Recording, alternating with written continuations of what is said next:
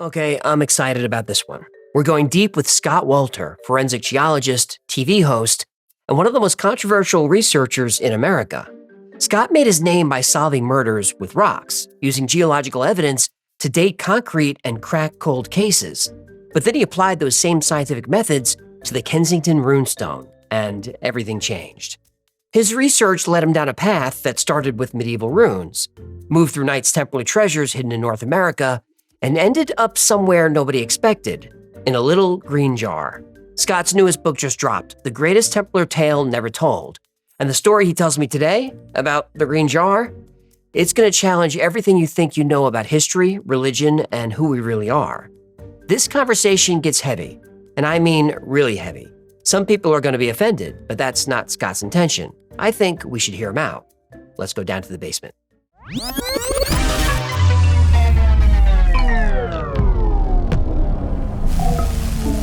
Scott, welcome to the basement. Before we get to the fun stuff, can you tell us how your TV, because we all know you from TV, how your TV journey started right here in Las Vegas with a murder case? Yeah. You've done your homework. Good for you. Well, I do material forensics for a living. I've run a materials forensic laboratory. Been doing the work since 1985, but I started my own lab in 1990. And in 2004, I was, and essentially what we do is, for the most part, autopsies on concrete and rock. And we try to solve problems, mostly in the concrete industry. Why did it crack? Why did it have low strength? What happens if it's exposed to fire damage? Or what happens if a plane hits it? If a plane hits it, like at 9/11, that is true. We did that as well. But one time I received a call from a guy by the name of Lieutenant Tom Monahan. And he called from the Las Vegas Homicide Department. And he said, I said, why are you calling me? He said, well, we have a murder victim that was found buried in a shallow grave in the desert outside of Las Vegas, which I found out is not a rare thing. Nope. But what was unusual about this case was this person was totally encased in concrete. And of course, the first question I asked is, how was this person found? How did that happen? And he said that a man was out jogging with his dog, and he stepped on what turned out to be the thinnest part of the concrete, which was between the pubic region and the belly button of this deceased female, and it collapsed. And the dog immediately went into the hole, and this guy starts reaching in the hole and was pulling out bones. Oh my God. And apparently, so this wasn't in a drum or something? No, it was the ground. He didn't know what it was, right? And it collapsed under the weight of his foot. And if he had stepped anywhere else, it wouldn't have collapsed. It was that spot. So maybe it was meant to be. Mm-hmm. But anyway, so once he started pulling out what he thought were human bones, he called 911.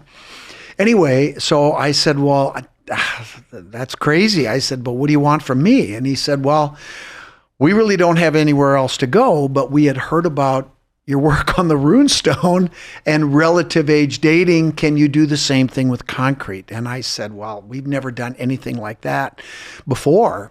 And the reason they wanted that to try to establish the age of the concrete was to establish a time of death. Sure. And then they could go back and look at the missing case files.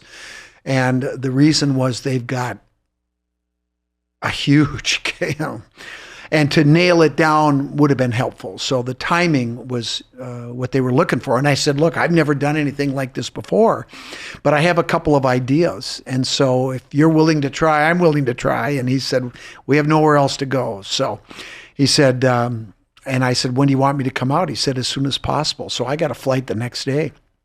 And I flew out here, and I remember Detective Rob Wilson picked me up at the airport, and it was a beautiful sunny day like it always is in Vegas, right? And he drove me to the coroner's lab, which was cold and, kind of dark. And I remember when I walked in the building the first time, there were 5 gurneys lined up with dead bodies on them, naked and various trauma. And I remember walking by looking at them, and I thought to myself, we're not in Minnesota anymore. I'm a rock guy. What am I doing here? What am I doing here? Anyway, so then they pulled out another one of these gurneys with a big, large, oversized yellow body bag, and they unzipped it, and there was the concrete, and it was in two pieces. There was, and what the perpetrator had done is dug a shallow trench, kind of a long trench, almost canoe-shaped, and laid down a layer of concrete, and I was able to determine that it was in 3 lifts. This sounds like a nice Italian job. Do it the right way. Do it the right way, yeah. And finish the surface. No, it wasn't finished.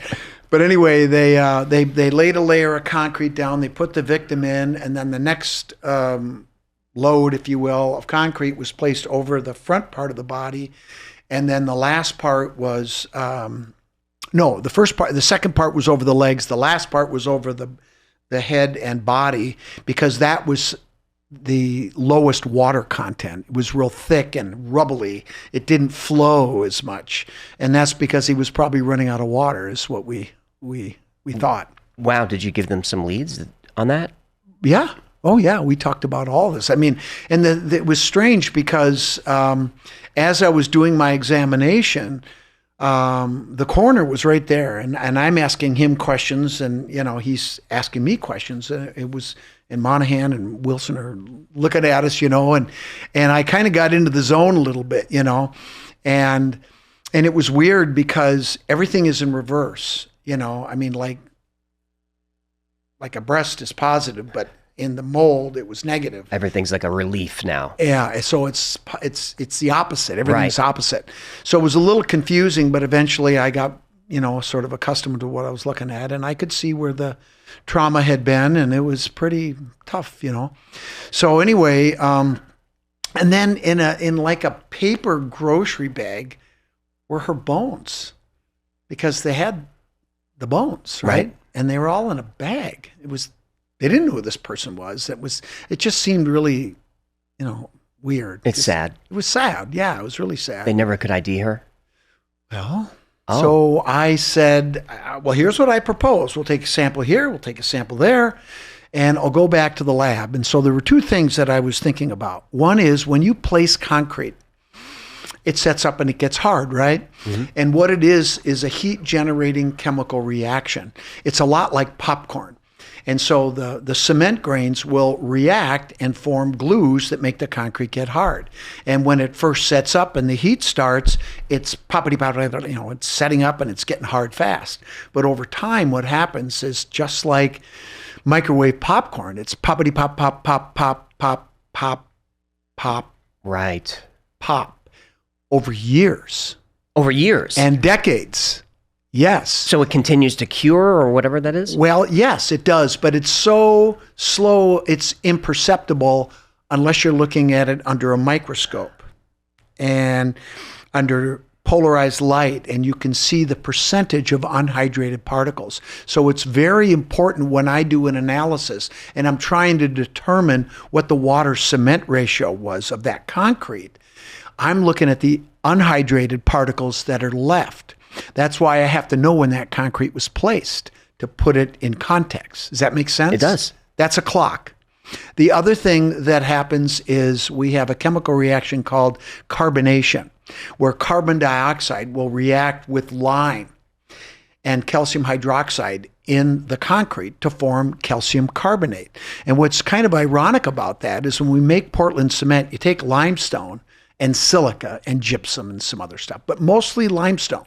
And you fire it and you drive off the carbon dioxide and you end up with lime. And then you add water to it and it gets hard. But when it carbonates, it takes back the carbon dioxide and forms limestone, calcium carbonate. Right. Okay? That reaction is called carbonation. And it's progressive over time. And it's dependent upon the water cement ratio, or the density of the concrete, the amount of CO2 gas or methane that it's exposed to, and time. So the depth of carbonation was the other clock that I was thinking I might be able to use. Never done anything like this before. So went back, did the testing, and I wrote a report, and I said, I think she's been there between 1 and 3 years. And I remember I sent my report, I emailed it to Tom, and I thought, well, I'll never hear anything. And about 4 months later, I got a call, and it was Tom.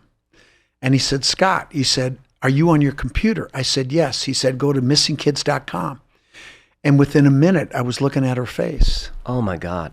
I said, and I'm getting emotional just thinking about it again, because my daughter was pretty close to her age. She was 17. And I said, how'd you do it? He said, well, he said, do you remember when we showed you the molds that we made of the different parts of the body? And I said, yes, I do. And he said, you remember the mold of the face? And I said, yes, I do. He said, we had an artist do a reconstruction of her face. We got one call, a woman who lived in Vegas who said, I think I know who your Jane Doe is. She gave her the name. They pulled the dental records. They had the upper and lower jaw, and it was a match. Wow. Now, I need to back up. Before he called me back, after he got my report, about 2-3 weeks after that, he called me and said, hey, Scott, Detective Rob Wilson and I are coming to Minneapolis. I'd like to come see your lab. And I'd already gotten to know him pretty well, and he was from the East and played in the men's hockey league, and so did I at the time. And I said, hey, man, you want to go to a Wild game? And he said, yeah, I do. So I got tickets. He came and toured the lab, and then we went to Allery's Bar in St. Paul before the hockey game. And we're having a couple of beers, and he was one of those guys that had just this intense look. He had a black mustache, and he just looked right through you. And we're sitting there having a beer, and I asked him why he was in town. And he said, well, we thought we'd come and see your lab, but the real reason we're here is we were going to take dental impressions of a guy who's dying of cancer who we believe committed a murder. And I said, dental impressions? Are you talking about bite marks on a victim? And he said, yes. Oof. So he went in there to this guy who was dying of cancer, and he said, you're going to give us these dental impressions, or we're going to put you in jail and you're going to die in a cold cell. If you give us the impressions, we'll let you die at home. And they got him. And that's a whole nother story. That's a great story. But anyway, so we talked about that when we're sitting in the bar. And then he looks at me with that look, and he goes, so what do you really think? And I knew what he was asking me. I had written 1 to 3 years of my report. And I looked at him and I said, well, Tom, I said, I think she's been there between 1.5 and 2 years, but I put 1 to 3 years because I thought that's what I could testify to and back up. Right. But I'm telling you. And he said, looked at me, goes, me too. Finished our beers, went to the game, the Wild won. He took off, and that's when I thought I would never hear from again. Then I got the call. And then he said, we got the one call, and we pulled the dental records, and it was a match. And he said, I thought you'd want to know. She was reported missing 1 year and 10 months from when we found her. Wow, nailed it. And I remember thinking to myself, well, I'll be damned. This shit actually works. So that was, so okay, that's a long story, but I haven't told that one for a long time. And it was kind of fun. That's a good story. But how do you end up on TV from a murder Okay, case? well, I'll get to that. But I just want to say one more thing about that. I'm waiting for one more call. Oh, the perpetrator? Because the last thing he said to me was, if we go to trial someday, will you testify? Like, you're not afraid about some guy. I said, fuck him. I said, hell yes. So I'm waiting for one more call. Okay. I hope you get that call. Hasn't happened yet. It's been a long time. So, and I know some more things that I can't talk about the case. So, well, don't do that. Don't do that. That's Mick Jagger. Oh, don't do that. Okay, so you solve a murder and you end up on the number one show on the network. So what happened was, a woman by the name of Maria Oz who her husband is Andy Oz. They were in the process at the time of founding a production company called Committee Films that ended up doing America on Earth. She was working for a local television station, WCCO TV, as an investigative reporter. She caught wind of the case and of the work that we did, and she wanted to interview me. So she comes into the lab, into my office. She sits down. I had just gotten back from my third or fourth trip to Sweden investigating, the ruins and everything on the Kensington Runestone. And I had been given a poster for a conference that we had attended, and we had a debate at this conference, and I had it hanging. I had just put it up on my wall. The stone, like the image of the... Well, it's Olof Oman, that iconic picture of him standing there with the stone, right? And that's the poster, and it was in Swedish, right? And so she comes walking in, she goes, "Oh, have you done some work on the Kensington Runestone?" I said, "Sit down, girl." And I told her that story, and I told her about the murder case. And that weekend, WCCO aired both stories. The murder case on Friday, and then Saturday, they used to do this thing called a Dimension story, which was like a 5-minute long, extended piece. And they did the Runestone on Saturday. Well, she went home and told her husband. And Andy's like, "Oh my God, this is a great story. Maybe we could do something." So he calls me, and I said, "Dude, I'm giving a lecture at the Chanhassen Library this Saturday." I said, "Come on and hear the story. I'm talking about the Runestone." And so he came to the library. I gave the lecture. He says, "Can I buy you lunch?" I said, "Sure, let's go eat." And we went over there. He goes, "This would make a great documentary." I said, "Fuck, let's go." And so he said, "Well, we got to raise $150,000. I'm like, "Oh, no, how are we going to do that?" So I begged and borrowed from friends and I told them, I said, "Hey, we want to do this film." And a lot of people knew about the Runestone and the work we were doing and, where we were going with it. And they wanted to support it. And I said, "Look, don't put your rent money here." I said, "We'll probably lose it all. But if, I really feel strongly about this. And if you want to contribute," and we raised the money. But you know who wrote the biggest check? Janet and I. Okay. I wasn't going to let anybody put in more money than us. And so you were producers on your show. Yeah. And how did you end up selling it to history? Well, here's what happened. So Andy and he says, "Well, okay, where do we go?"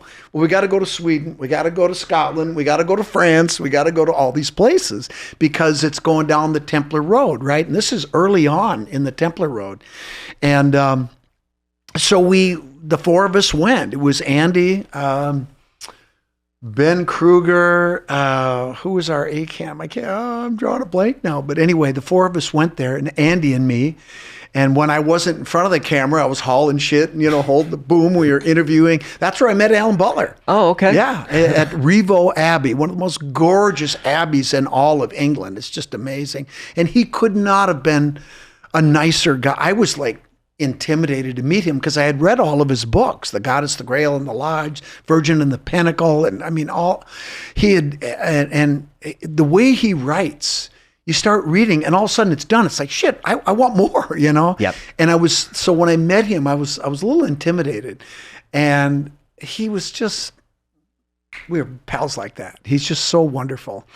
And as you know, he and Janet, we became really good friends and stayed in touch, of course. And then he and Janet wrote their book together. And we're planning to go see him this summer. So, and he's been struggling a little with his health. He'll admit it. He was a chain smoker, back in the day. He was one of those fucking guys smoking cigarettes all the time. That's what he says. I was fucking this, fucking that. But he's wonderful. So anyway, we filmed, and that became Holy Grail in America. And what they did was Andy and Maria went to Real Screen, which happens, I think, in January is the big gathering. And that's where all the production companies pitch their shows, the networks buy their shows. And so what they will do is they'll have screenings of certain shows and they had a screening of ours. And I remember there was a 5-minute pitch reel that they rented a studio with a marquee, and everybody that was involved. It was a really fun party, and Jan and I are like, "Oh, this is crazy," and to see on a marquee was really cool. Yeah, of course. It was great. And so anyway, they aired the trailer at Real Screen, and 6 networks wanted it. Wow. And History paid the most. Okay. That's how they got it. So then so that aired, and it did really well. Really well. And then why do you think that is? That was a hit show. Well, I think there was... why did it resonate with people? It resonated with me and my family. Really? Yeah. Well, the thing about it was, and I don't want to toot my own horn, but we did some really good research. And like I said, I just said it when we did the short. I trust rocks. I don't trust some people. I really don't. And rocks don't care. They don't give a shit. They just are. And the rock told me it was old. The stone, the runestone. I'm talking about the runestone. Okay. And I knew it was real. And therefore, if it's real, and that date is correct, which I know is correct because it's double dated using a code, somebody carved it. Can you give us a quick 3-second... The code? No, 3 sentences of what the stone is okay. For the one person who doesn't know. Oh, okay. God, I figure the whole world knows what's going too. on here. I assume all the time. Well, the Kensington Runestone is an artifact that was found by a Swedish immigrant farmer by the name of Olof Oman, who was clearing trees in preparation for farming on his 100-acre parcel of property about 2 hours northwest of Minneapolis, Minnesota, near Alexandria, Minnesota, in a town just outside of a town called Kensington. And this was in the fall of 1898. He was clearing trees in preparation for farming, and he tipped over this 25 to 30-year-old aspen tree with his 2 oldest sons that were present at the time. And this rock was pulled out of the ground in the roots of the tree. And it was the younger son, Edward, who first noticed that there was something carved on it. And eventually the inscription was realized to be carved in Old Swedish. But we now know, looking back, that this is an amazingly complex inscription that was carved by a deeply initiated Cistercian monk. I think we might even know who his name is. Okay. But in any case, it's filled with symbolism, allegory, and code. And I think I figured out what the codes are, because when I became initiated as a Templar, going through the Cryptic Council's degrees, I suddenly realized, and that's a great story too, that the story that is encoded within it is part of the Book of Enoch. It's part of the Enochian mysteries. I have never heard that on the Kensington Runestone? No, you've never heard that because it's being suppressed. Right. I mean, Janet and I had a conversation this morning. I'm just going to tail off for a second. And all this craziness that's happening with these cults and, the trafficking, and the whole world is coming down, right? They've been suppressing this too. Yeah, Book of Enoch, not considered part of the Bible, but as it's been discovered, that it probably was. Book of Enoch probably was part of the Bible at some point. It definitely was. And it's in this stuff. Before we get to that, how did you come to study the stone? So the runestone. So for 100 and whatever years until July of 2000, it was considered a hoax because the scholars that looked at the inscription were simply unable to figure out what it was because of what we just talked about. It's way more complex. And their arguments are the language is anachronistic and that sort of thing. And that's all bullshit. Okay. The language, the runes, that when I went to Sweden 5 times, that's what I found. I found everything. But anyway, so the runestone's been considered a hoax. In July of 2000, I was approached by a representative for the Runestone Museum who said we would like to ask you to perform. And they had met with my professors. They went to the University of Minnesota Duluth, where I went to college on a football scholarship. And I met a wonderful professor who inspired me to go into geology. I was very fortunate to meet Charlie Match. Anyway, they went up and saw my professors, and they said, go see Scott Wolter. That's how I got the job. Anyway, so they came in, and this guy starts talking to me about the Kensington Runestone. And I said, what's that? I never heard of it. Right. And after, later on, I talked to other people and everybody around me knew what it was. And I'm like, I must have missed school that day or something. I didn't know what they were talking about. So anyway, I remember the guy clearly was an advocate for authenticity. And I gave him the speech and I said, look, I'll be happy to do this work for you. But you need to understand, when I get done, I may give you news you're not going to like. And you're still going to pay me. Right. Okay? That's the beautiful thing about my job. I get paid either way. It doesn't matter what the results are, right? But those are the ground rules. And he said, okay. So off we went. So he didn't hire you to study language. He hired you to study the stone. A stone. How do you date it? What did he want you to do? Great question. And look, I just made it up. I completely made up what I thought was a way that I could do that. And when I did the short, somebody asked a really good question that led to exactly what you just asked me. And so first and foremost, it starts with the geology. For example, if you have a piece of quartz or quartzite, I can't do anything with that because it doesn't weather, right? Right. Second thing, I need to know the context. Where has this artifact been? For example, in the case of the runestone, it's been buried in the ground since it was put in the ground, presumably in 1362 as a land claim. And it was recovered in 1898. So we're talking about 600 or so years of weathering, right? Is that stone indigenous to the area, or did they bring that stone in? Another great question. Yes, we have sourced that rock. Okay. It's part of the Thompson Formation. If you go up just south of Duluth, there is a formation called the Thompson Formation. I mapped those rocks when I was in college. So I knew the rock right away once I got a thin section. And so the first thing you have to do is identify the rock type. And as we said, quartzite, you can't do anything. But this rock type is something called and there will be a quiz, so pay attention. Okay, go for it. Paleoproterozoic metagraywacky, okay? I can't do it. I can't do it. Thompson Formation, okay? Right. I knew right away. And it has the runestone has 17 different minerals in it.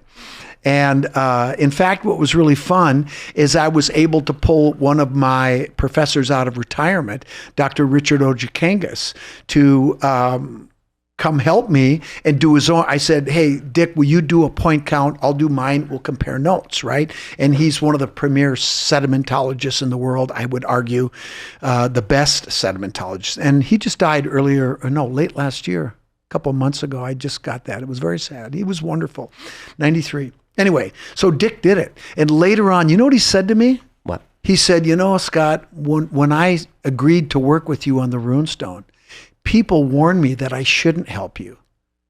And I said, why? And he said, because they said it'll ruin your reputation working on that fake, the runestone. Wow. And he said, I'll help Scott anyway. But at that point, what do you care whether it's fake or not? You just want to know what the rock tells you. You tell me. I mean, look, it'll ruin your reputation. What are you talking about? I mean, we're asked to do a job and we're doing hard, geological work. So, I mean, but this is what you get, right? This is the nature of this business. Remember, I didn't know anything. So anyway, I did my work. And what I did was I ended up comparing the weathering of tombstones with the weathering of the inscription. Took a core sample out of the back and we made thin sections, put them under a scanning electron microscope and a polarized light microscope, identified the mineralogy. We did point counts. What percentage of that mineral do we have? And there were 17 different minerals. So anyway, and I remember I compared my work with Dick and we got pretty much the same thing. So I thanked him because he taught me how to do it. But anyway, so I identified one of the faster weathering minerals, which was mica. Biotite in this case, because it has an iron phase, so it weathers the fastest. And I used slate tombstones from out in Maine that were old enough, dating back to the Revolutionary War. So that and they got the dates right there, right? Right. So what I did was I just measured how long it took before the minerals started to come off the surface of the tombstones. That happened at about 200 years. On the runestone, they're gone. They're all gone. So my conclusion is the weathering is older than 200 years. And that's from 1898 because it hasn't been in a weathering environment since. It's been indoors, in the shed, or in a museum. So you push it back 200 years from 1890, it was nobody in Minnesota then except the indigenous people and maybe a monk that was traveling like Hennepin or somebody. Right. So I said it's genuine. And I wrote my report and I sent it off and I thought, well, that was fun. Good for them. They got one. And I was done. Oh, no. No. Then the pushback came. Oh, my God. It was nasty and personal. And, I had academics that I had met. Well, I would eventually meet. Now you understand why you were warned. Like, well, this is, and I look, and so most of the people, and I don't want to disparage these disciplines, but I do want to make a point. It's very important. I'll use the word soft science. I'm talking about. They're not going to like this. History, okay, language, archaeology, runes, runology. These are humanities disciplines. Right. Wonderful disciplines. I'm not saying there's anything wrong with them. But they're up for interpretation. They're up for interpretation. Right. These people were attacking me, telling me I did not understand scientific method. Excuse me? I run a freaking laboratory. I do forensic investigations all day, every day for 41 years now. Right. You're not a TV guy. No, I'm not. You're a scientist doing this. Do you know why I even did the goddamn TV? Why? Because this is important. Really? Yes. Okay. I make a good living running my lab. Okay. And I love it. And I get to work on murder cases. I worked on the Pentagon. That's what people are going to talk about at my funeral. Is not the runestone and all this stuff. They're going to talk about that. And I've done some, pretty cool things. But when this came and I got this pushback and people attacking me personally, I got pissed. And I told you I went to college on a football scholarship. Mm-hmm. I was a linebacker. And I won a couple championships. I don't shit around. Right. You're not. You want to go? We'll go. I couldn't frame them up and put them on the ground. I had to do it differently. No, they're behind their keyboards. Exactly. Yeah. Well, the tough guys, But, obviously. I know who you mean. I'm joking, but I'm not joking. I know who you mean. And anyway. They're no fan of mine. Yep. We know who we're talking about. But anyway, it wasn't, it was academics. And so they were attacking my process. So anyway, long story short, I just said, I'm sick of this shit. I trust the rock. Rock said so. Therefore, somebody carved it. They came from someplace. They came here for some reason. There has to be an explanation for that, right? Yep. Has to be. And all the stuff they said didn't exist has to exist. So the only place, the language is old Swedish, right? 8 Goths, Gotalanders. I went to Gotland, the island of Gotland, which is in the middle of the Baltic Sea, which was part of Sweden back then and part of Sweden today. It's where everybody in the countries that surround that region go for their summer vacations. It's beautiful.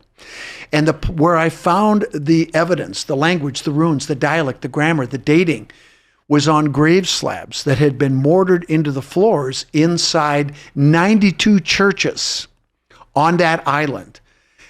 And while I was there, I kept seeing these crazy crosses, equilateral red crosses carved on the walls, mortared into the floors, carved on these grave slabs. And I'm like, what the hell is that? So it's I didn't important. know anything at that time. Well, these things were all Cistercian. And for those who don't know, the Cistercians are the white monks. The white monks. Founded in 1095 by Robert Molesme, taken to meteoric success once St. Bernard de Clairvaux joined the order in 1113. By the time he died in 1153, there were 300 Cistercian abbeys all across Europe, into Scandinavia, the British Isles, and to the Holy Land. And by the time the Templars were put down, a little over 200 years later, in 1307, there were 750 abbeys and about 12,000 Templar Knights who are also Cistercian. Right. So, and it was Bernard de Clairvaux who wrote the charter for the Knights Templar that was officially signed by the Pope at the Council of Troyes on January 13. That number's not a coincidence. 1129 at the Council of Troyes in Troyes, France. So I learned all that. And when I want to learn something, I'll do it. You get your teeth in. I just put my pads on and I go. So what was that mark? That mark was a Templar cross. It was the Templar cross that you found. And I found everything. And so then I started going down the Templar Road or the Cistercian Templar Road. And then, they disappeared in 1307. This is 1362. This is just a few decades later. Well, I'm not the brightest guy in the world, but I can figure that one out. So maybe there's a connection. You weren't interested in like Templar lore before? No. I didn't know what a Templar was. Okay. I had no idea. Look, I spent my adult life starting my lab, raising kids, playing touch football, skating, playing basketball, softball. I was a jock. Right. And drinking beer. Okay. And you're not studying Dan Brown novels, looking for a connect. No. And in fact, and collecting agates. I'm a big Lake Superior agate collector, and that's where I wrote my first book. I meant to ask you, like, what's so fascinating about agates? What is that? We'll get back to get back to that, but I'll tell you a funny story. Okay. Right before we came here, we went into a shop at the hotel where we're staying. And they had some rocks, amethyst cathedrals and all this stuff. And of course, I had to go in there. And it turns out this woman was originally from Israel. And she's an older woman, very, elegant. And nobody was in there, just the two of us, Janet and I. And we started talking about rocks. And then we started talking about agates. And I pulled out my phone and I showed her. She goes, "Oh, my God. That's the most beautiful thing. You find those in Minnesota?" I said, "Yeah, we go in gravel pits, we go in rivers and lakes." I said, "It's our state gemstone." And she was and then we got into the golden ratio and all this. And she ended up hugging both of us when we left. It was amazing. So, yeah. And I wrote, and just to segue off for a second, I want to tell you a quick personal story. My dad was a pilot for Northwest Airlines. And when I graduated from college in geology, I was no longer a dependent. I used to get passes and I could fly all over the place. And I did. I took full advantage. I went down, spring break every year. Awesome. I would go, "Dad, I need a ticket." But I remember Dad said to me, he said, "You're graduating." He said, "Your passes are running out." He said, "You got one more trip. Make it a good one." So I was also a scuba diver. And I said, "Dad, I want to go dive on the Great Barrier Reef. And I want to go with you." I could have gone with my brother. I could have gone with my best friend. His dad was a pilot. I want to go with my dad was cool. He sounds great. Cool. He was awesome. Did he take that trip with you? He did. Okay. And he drowned. On that trip? I'm sorry, I didn't know that. I didn't know the story. Well, it was the worst thing that ever will happen to me. Of course. I was with him. And I'm not going to tell you the story right now because I can tell the story. I don't cry anymore. Well, I still do. It was bad. And I found out later that it wasn't an accident. What? You ever seen the movie American Made? Tom Cruise? Yeah. Barry Seal. Are you saying your dad was involved with the agency? Yep. After we You don't talk about this very often, I don't think. I don't. Okay. Dad was... So he was taken out. He was flying jets down to Central America, and he knew too much. So after we came back, about 3 weeks after we got back, I got a call from the chief pilot at Northwest, Don Nyrup, and his son played for the North Stars. He was a hockey player, and he said, "Scott, I'd like to talk to you." I said, "Okay." So I go in, and he said, "If you tell anybody what I told you, I'll deny it." I said, "I get it." And he said, "Your dad was in the CIA." I said, "Oh, okay." And he told me what he was doing. And he didn't say that he was taken out, but I figured it out on my own. And there's other details I could tell you. Maybe when we're alone, we can talk. Okay. But anyway, I was wrecked. And it blew our family apart. I have a brother and a sister and my mom. My brother and my mom died 2 years ago. Same year, within a couple of months of each other. Once my mom died, I knew my brother wasn't far behind. That's another story. But anyway. Did they know your dad was working for CIA? My mom denied. She finally came around late in life, and she finally, a month and a half before she died, I took her out to dinner and went back to her apartment, and we were sitting in the car, and I was just about to open the door and help her out, you know. She turned, she looked at me, she said, "I forgive you." What's there to forgive? No. For what happened, you know, to Dad. She never married again. She blamed me for it. So, I'm sorry to hear that. Yeah, it was tough. But I'm telling you this for a reason. Okay. So, so I was in a really tough place. And I had just gotten a job from Charlie, my professor, got me a job with Mapco Minerals as a field geologist, and I loved it. And I was on a 2-month gig in northern Minnesota, going in the woods and mapping and taking samples, to send them in for testing. And then it turned out that was a test to see if I could handle it. And obviously I did, and I got the full-time job. They said, your next project is starting in January in Nevada. So I was all set to go do that. And then I took the trip, and Dad died, and I had to stay home. So that was a huge correction. But I got hired by Twin City Testing. I learned petrography, and then I went, and here I am now. But that was a really defining moment. And what happened during that time, right after Dad died, is I was struggling with a lot of grief. And so when I got upset, I just jump on my motorcycle and I would drive to the gravel pits and I would just walk, pick agates.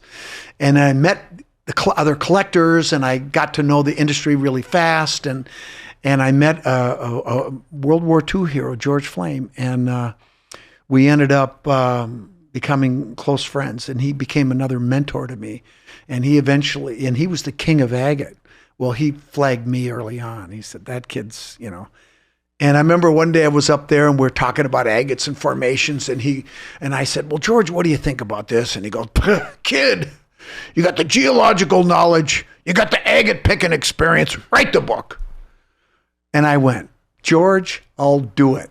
And he lived in Duluth, which is 2.5 hours from where I lived in the cities, right? Yep. So on the way home, I wrote the outline on the steering wheel. This was your first book? My first book on Lake Superior agates. And it did really well, and I'll tell you why it did well. It wasn't the formation, it wasn't the types, it wasn't, you know, all the microscopic features and all the stuff that you have to talk about. I peppered in between each chapter stories about George and Chauncey Wheeler and praying to the Lord of the Pits, all these crazy stories, the stuff that I thought was so cool. And I got hundreds of letters. And nobody asked me about formation. Nobody asked me about the different types. Nope. Tell me about Chauncey Wheeler, who every time he got found an agate would stop, sit down, pray to the Lord of the Pits, and, you know, that kind of stuff. Well, that's full circle to America Unearthed, because that's why you stood out, is you told the story in the episode. Yeah. And we didn't really care about I didn't really care about the stone. It's cool to have evidence that it's real, but you want to know the story. Yeah. Well, and that's what I do. And so I've written a couple more books on agates since then. And I wrote one called When I Turned 40, and I called it like the halftime of my life, right? I use football metaphors, of course. And it's called The Lake Superior Agate One Man's Journey. And I talk about Dad and the whole journey. But when I published that book in 1986, which was 3 years after Dad died, I was back. You were back. I was back emotionally, and I was myself again. And I thank George for that, and I thank my professors for that, and I thank Janet for that, and my kids, they came after that. But that's what got me into writing. Well, let's take a quick break, and when we come back, we can get into the stone and Templars and the journey. Okay. All right. Be right back. What does it say on the Kensington Runestone? We've talked all about it. We haven't said what it says. Is it? Well, what's interesting is it starts with a number. something called a pentatic number. And you know what, AJ? I could teach you pentatic numbers in 10 seconds. Okay. You ready? Yeah. Make a vertical line. Vertical line. 1, 2, 3, 4. Half loop is 5. 6, 7, 8, 9. Full loop is 10. Put them in Arabic placement. You can make any number you want. So the number 8 is the first thing on the runestone. Half loop is 5. 6, 7, 8. 8 Gotalanders and 22 Northmen, Norwegians, on this acquisition business / taking up land from Vinland far to the west. We had a camp near 2 shelters, 1 day's journey north from this stone. We were fishing one day. After we came home, found 10 men red from blood and death. And then 3 Latin letters, AVM. Then the last line says, save from evils. On the split side of the stone, and it's split, we call it the split side because the carver intentionally broke it down to exactly a 2-to-1 ratio. Interesting. Which is the key to sacred geometry. Okay. And the other thing that's really interesting is that the diagonal distance across that stone is exactly 2.722 feet or 1 megalithic yard. Wow. Coincidence? Probably not. Probably No, not. I've covered the megalithic yard. It's amazing. It's everywhere. It is everywhere. And then on the split side, it says, there are 10 men by the inland sea to look after our ships. 14 days journey from this island, year 1362. Carved in pentatic numbers in Arabic placement, 1, 3, 6, 2. Now, I'm just going to jump into this real quick because we talked a little bit about how, the legend of Enoch, the Enochian mysteries, is embedded within the inscription. So is Hebrew mysticism. There's very key things about the numbers. There are codes embedded within the inscription. One of the codes, and here's something very interesting. After I did the geological work with the tombstones, and I realized that it was real, I said, somebody's got to document everything on this stone. So I took it upon myself, and I generated a photo library of every man-made feature in the inscription, every rune, every word separator, every number. And I used high-angle and low-angle reflected light to pull out the three-dimensionality of what was there.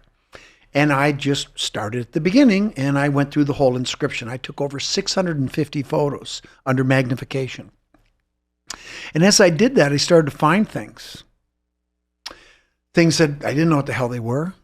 Things that nobody else had ever noticed because nobody ever looked, right?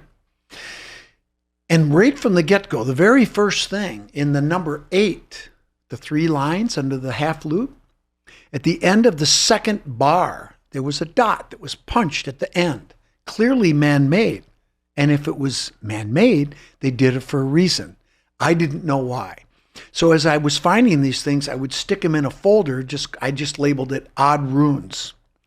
And it was those things that we turned out to be the beginning of solving the mysteries, the codes.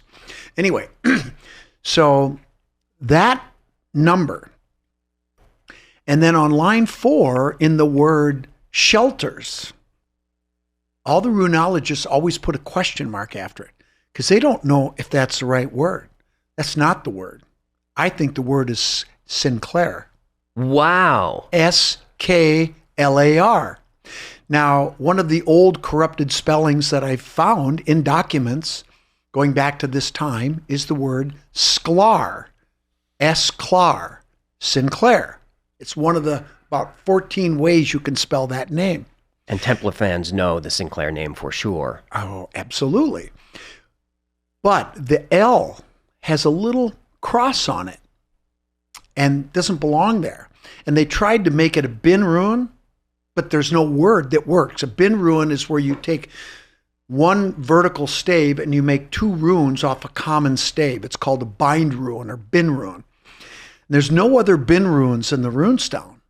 So that's probably not a bin rune. And it doesn't work as a bin rune.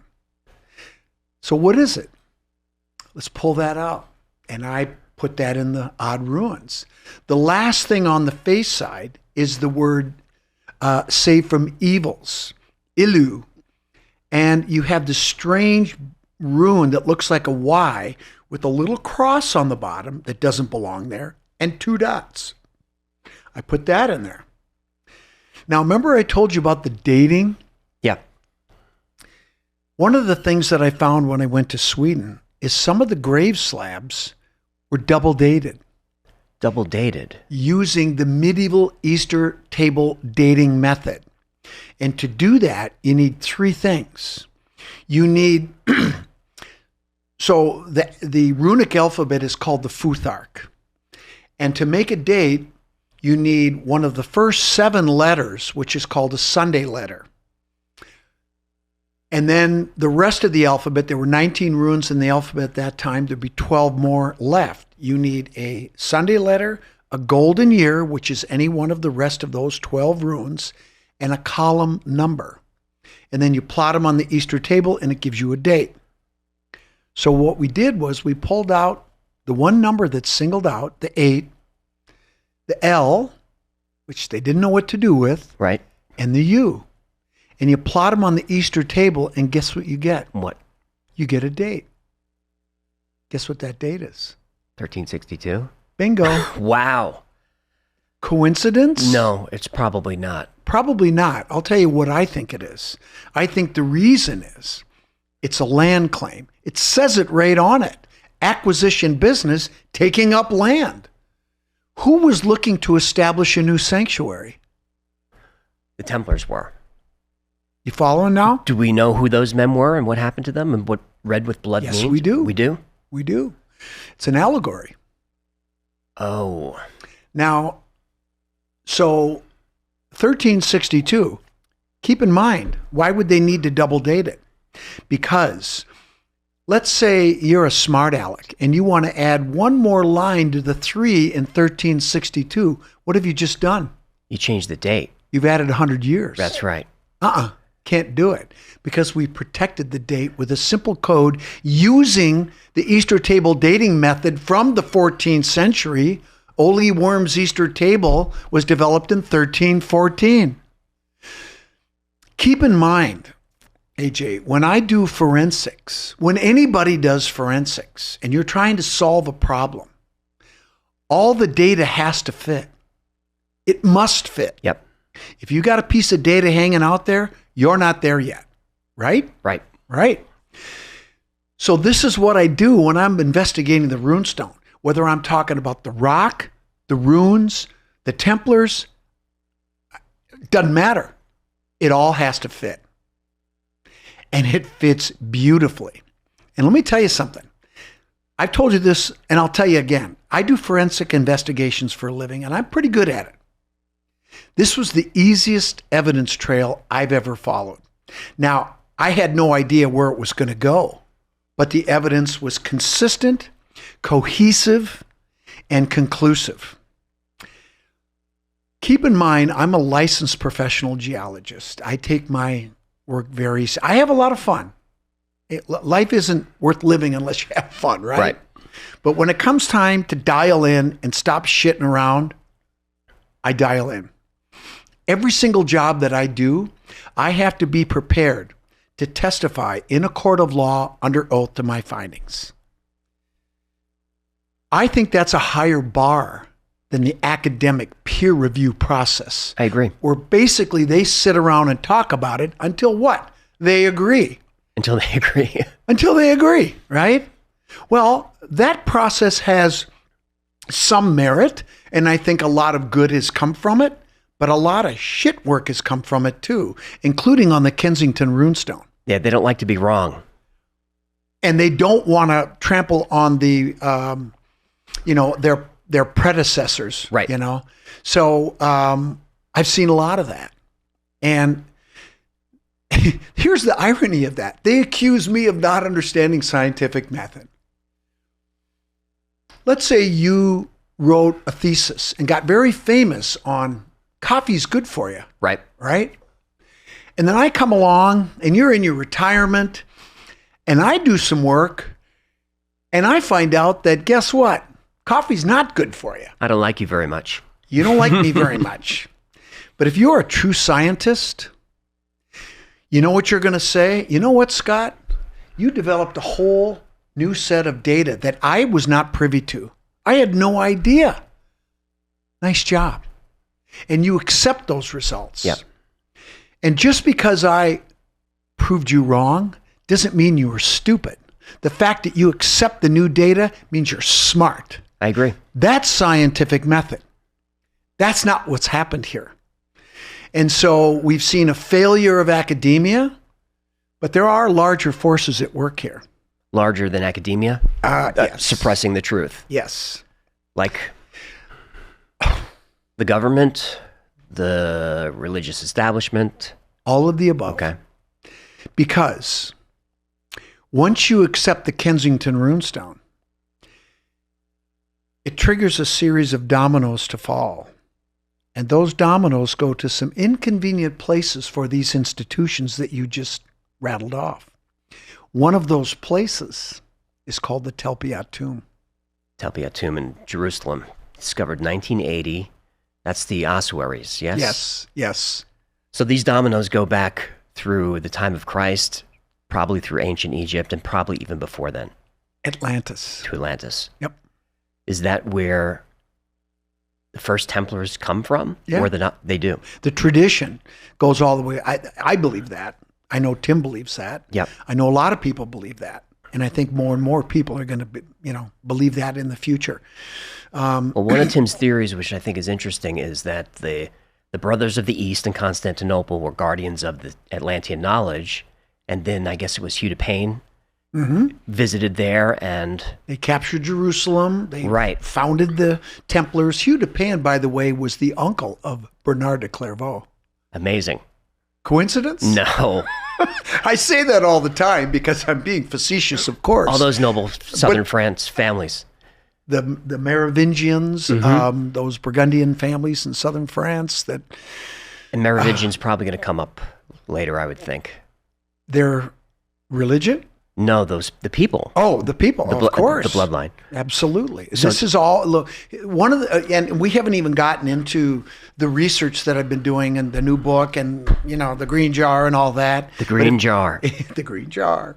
But if there's one thing that recurs time and time and time again, are these same family names. And they are all connected. They are descendants. And so this is definitely, and I've said this, you've probably heard me say this on other shows. These people are not just the ideological descendants, but the biological descendants as well, from Jesus, Mary Magdalene, Egyptians, and beyond. So, they're still here, and they're still here. I want to talk about that. Can you connect those dominoes for me from the stone to the Talpiot Tomb? How do we connect that?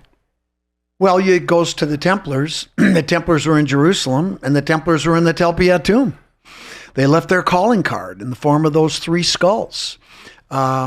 We also, there's some data. Now, one of the things a lot of people don't know is that when, in 1980, when the archaeologists went in and they were blasting the hillside in preparation for putting the foundations in for an apartment building, and they found this underground tomb. And these are not rare in Jerusalem, but we know that the ossuary culture dates back to the 1st century. It was only used for about 100 years in Jerusalem, and then when the Romans crushed the Jews, that was the end of it. Right. So when we find these, we know they date back to the 1st century.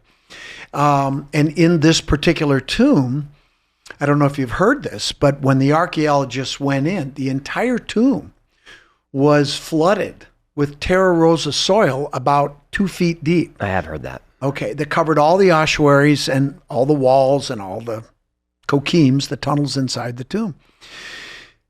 And I don't want to segue off into the James ossuary. That's a controversial one. You know that one. I do. You know how they were able to establish that it came from that tomb? Just to catch people up, so the James ossuary was discovered by a collector, is how it came onto the scene. Let me just frame this first. Go ahead. In the tomb, there were 10 ossuaries that were cataloged. Only 9 made it to the Israeli Antiquities Archives. 1 went missing. And that's James. That's the James. Okay. So go ahead. So these ossuaries are the bloodline of Christ. So John the Baptist. So I think it's important that we rattle off the names. Yes. Okay. So one of the ossuaries says Jesus, Yeshua, that's his real name. Yep. Can I just say something? Go for it. I find this incredibly interesting. And I didn't know this either until I knew it. But probably 90+% of people who call themselves Christians, who believe in the resurrection of Jesus, and he's their Lord and Savior, don't even know his real name. The Jews know his name. The Jews do, but that's a small percentage compared to people who call themselves Christians, right? I just find that ironic. But in any case, so the name on the ossuary was Yeshua, son of Joseph. Another ossuary said James, son of Joseph, brother of Jesus. One said Joseph, Matthew, Maria, Judah, son of Jesus. Now, there were 7 of the 10 ossuaries that were inscribed with names. 6 were in Aramaic, 1 in Greek. We just rattled off the ones in Aramaic. But the one in Greek said, Mariamne the Mara. Mariamne is a pet name for only Mary Magdalene, found in the Acts of Philip. So what the actual F is going on? Why doesn't the world know about this? I don't know. How freaking obvious is this? And a couple of those names are actually referenced in Mark 6:3. Same names. Same names. Now, some people have come back and said, well, those were common names at the time. They were. And some of them were. But when you start calculating the odds, as one of my good friends that keeps me on the straight and narrow, we talked about earlier, Jerry Lutkin, who's part of the Talpiot Tomb research team, as I am as well, calculated the odds. Once you added in the James ossuary, it went from like 1 in 150,000 to 1 in 2 million. So even it's not them. So even without James, even without the controversy, this still fits. Well, I'll take those odds every time. Won't Sure, you? of course. Hell yeah. So it's them. Now, there's so much more to it. And the way that they were able to establish that ossuary that showed up on the antiquities market and was purchased by Oded Golan, I think was his name. I don't remember. But he stood firm. And the testing bared out, the scientific testing. And what they did was they took samples from inside the tomb, from the ossuaries, and they got a geochemical fingerprint of that Terra Rosa soil that were all contaminated, right? All the ossuaries and the walls inside the tomb.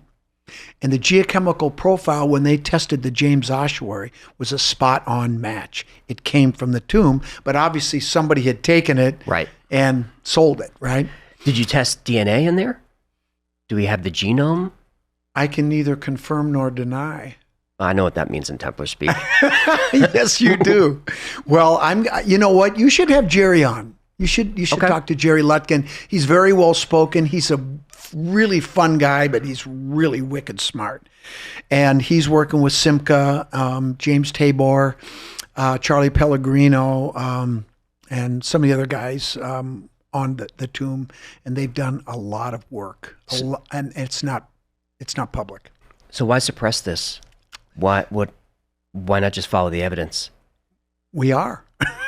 And we're coming out with it right now. But I mean, there are forces that don't want this information out. True. But I think, you know what, I was talking with Janet about this morning, just before we came here. With everything that's happening right now, I think those forces have bigger problems. Yep. And I think, you understand precession, right? I do. You know, right now we're living through one of the most profound moments in human history, astronomically, right?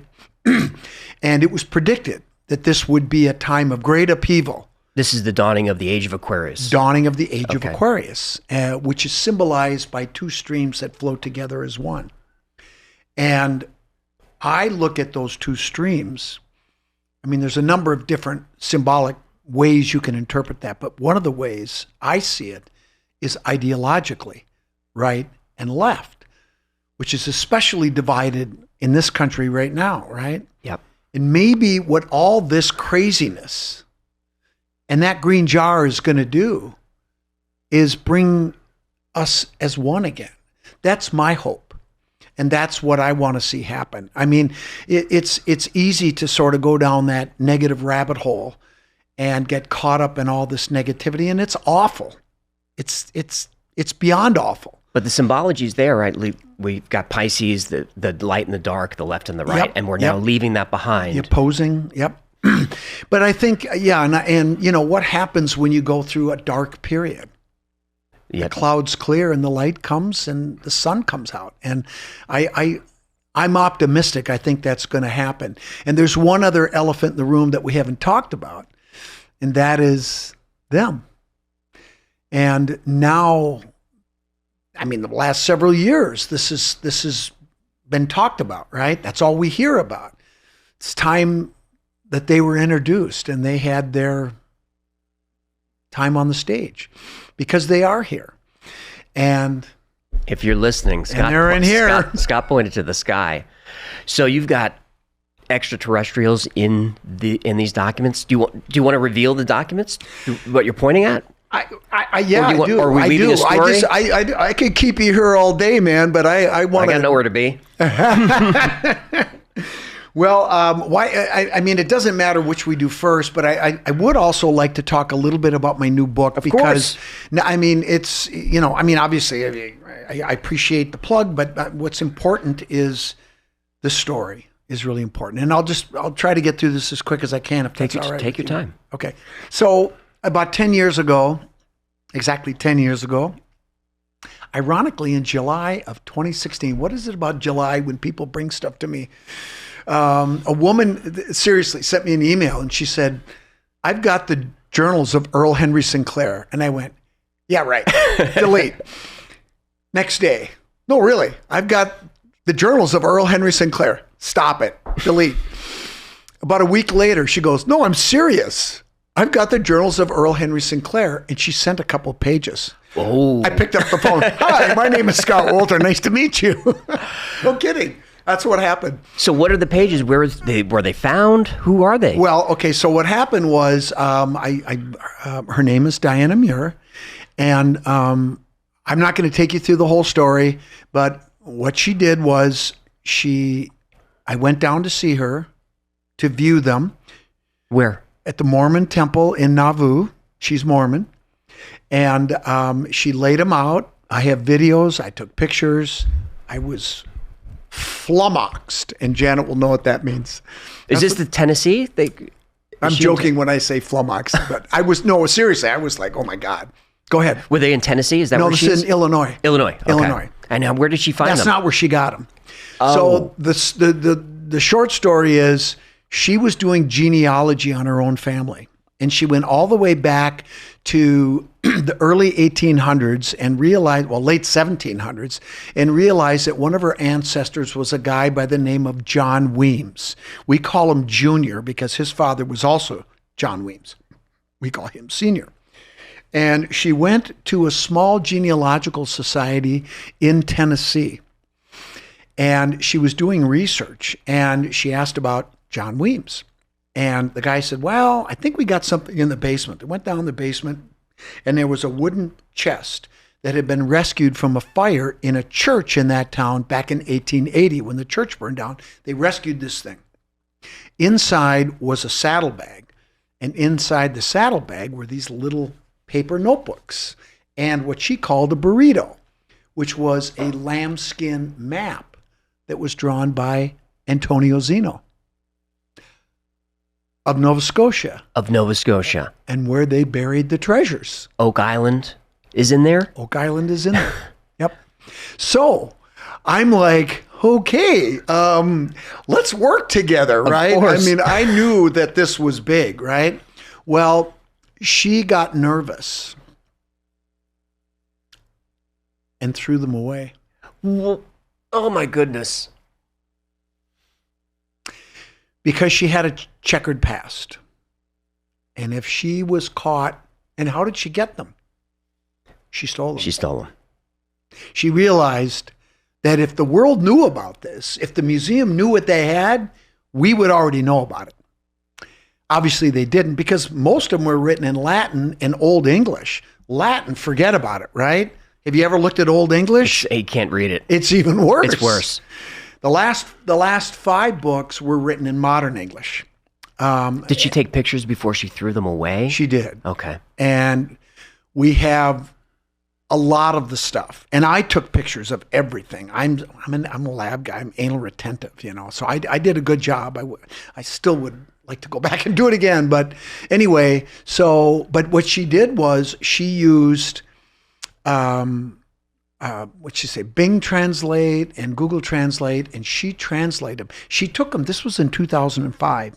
She had them for about 10 years, and then she watched our show. The TV show? She watched our show. She called the TV guy. And she heard us talking about Henry Sinclair. And in the journal, she remembered the name Henrica Santa Claro. And that's when she went and she translated everything.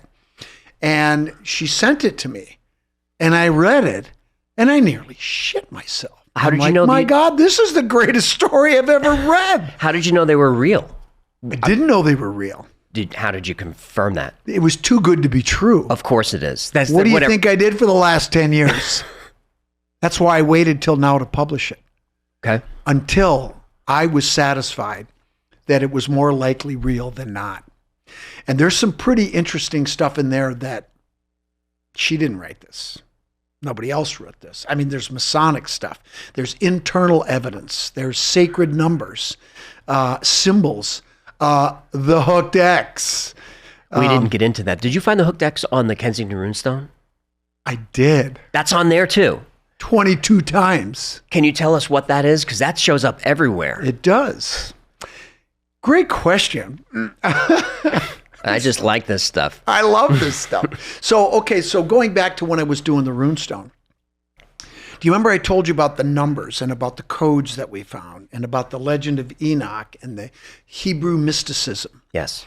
Well, must be a coincidence, but we have numbers like 8, 22, 14, 10, 10, right? So, must be a coincidence that there are exactly 22 hooked X's on the Kensington Runestone. There are exactly 10 VW runes that the world has never seen, that the scholars said never existed. No, donkeys. It just means you've never seen it. And you need to learn to say those 3 little words. What are they? I don't know. Bingo. They can't do it. They can't say that. Well, they didn't say that. But isn't that an interesting coincidence? Pseudoscience becomes science in a matter of time.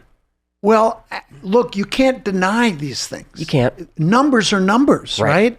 There are 14 individual pentatic numbers. So what's the significance of 14? Why is that important? Well, in the Isis-Osiris mysteries, you know that when Osiris went to visit his jealous brother Set, who killed him and cut his body up into how many pieces? 14 pieces. Oh, it's 14 pieces. And how many stations of the cross are there? 14 stations that's of the cross. right. Bingo. Must be another coincidence, huh? No. Any case, so you get what I'm talking. And this predates the runestone, 1362, right? Well, I think this all goes back to Akhenaten in 1300 BC. Millennia before the runestone. There are 8 G runes on the runestone that are backwards with a dot that they'd never seen. So it's interesting that these numbers are singled out. It's also interesting that if you add 8 and 22, you get what? 30. 2 shelters. 2. How much?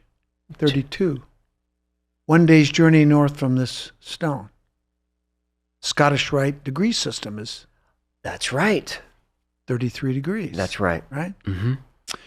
And let's talk more about those numbers. And one of the things that I do is I talk about the esoteric aspects of the Kensington Runestone. And to make it simple, just about all of us at one point in our life ask those big questions. What happens when I die? Is there a God? What is the meaning of life, right? And we all sort of go on a spiritual journey. Some do it through organized religion. Some do it different ways, right? Some through Hebrew mysticism. But at the end of the day, what happens on that journey? It all comes back to you, right? It does. To us. It's just us at the end. Do you know how many vertebrae you have in your spinal column? Oh, goodness. I'm going to guess 33. Bingo. I didn't know there was going to be a biology exam You know on this this. stuff, right? Come on. I didn't know there was going to be an exam. Do you know how many bones are in your skull? 14 in the skull. No. 24? 14 in your face. In the face, okay. 8 in your cranium for a total of 22. Oh, bingo. The Templars love their numbers. Those are the magic numbers, and they're on the Kensington Runestone. And 10, when I went through the Cryptic Council degrees on the way to the Knights Templar degree in Scottish Rite, or in Grand Lodge Masonry, let's call it. And you're a Mason, you're a Knight. I'm a Knight. But on the way, you go through what they call the Cryptic Council. And there's 3 degrees in there. And the middle one is called the Select Master degree. And it was in that degree. And just so people understand, when we do our degrees, it's made up of part theatrical performance, part lecture. And usually the white hats, the 33rds, give the lectures. And so in this particular degree, it's the Legend of Enoch and the Secret Vault that's 9 levels below the Sanctum Sanctorum. Wait, Enoch is in Freemasonry? Of course. I didn't know that. Yeah, absolutely. That's fascinating. Yeah. So in this degree, it's basically about the Secret Vault and the 9 levels. Do you know when Enoch was introduced into Freemasonry? I'm trying to put a date line. On the Kensington Runestone is the oldest record of it now. Because Dead Sea Scrolls, 15th century. Because Dead Sea Scrolls is like 1966, so they've been there a long time. A long time. Okay. So during the theatrical performance, they basically play out that it was decided that the 3 Grand Masters, King Solomon, Hiram Abiff, Hiram King of Tyre, where all the workers and the wood came, decided that they were going to build the secret vault, where a copy of all the true treasures were kept that were up in the Sanctum Sanctorum, right? And then there's a couple of guards, and something happens, and some guy gets down there, and somebody has to die, and there's a lot of blood, red from blood and death. Mm-hmm. And I'm not really supposed to talk about it, but I'm giving you enough so that you can, yeah, I mean, if you want to read the degree, you can look it up online, but, you know, I want to stick to my vows to some degree. I respect that. But then afterwards, a white hat gave the lecture.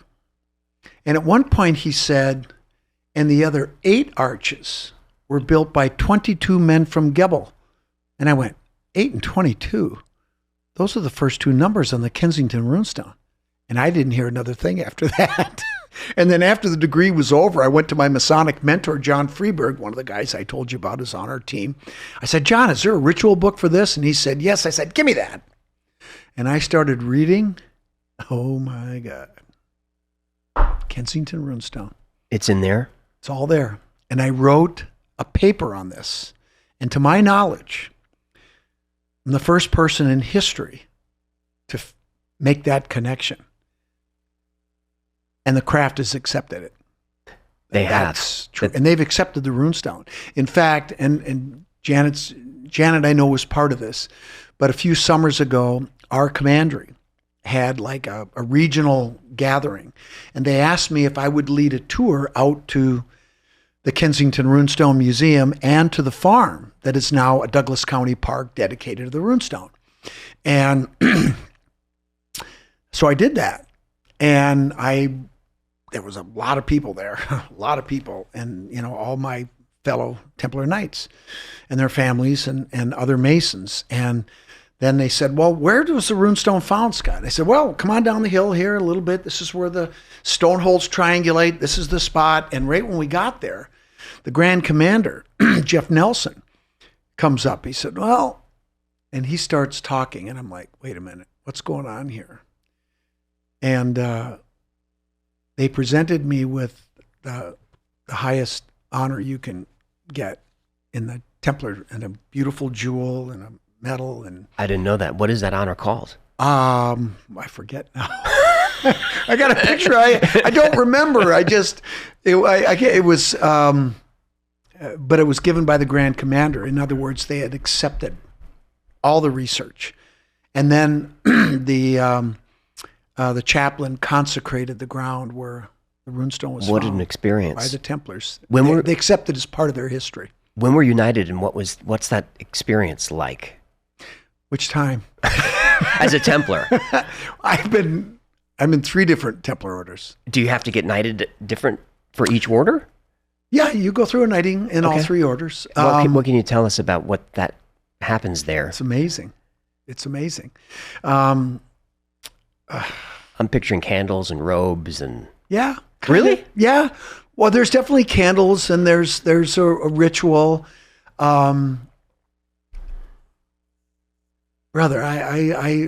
there is one thing in Templarism that I cannot talk about, but when you go through that final degree, there are a lot of things that just suddenly fall into place. I bet.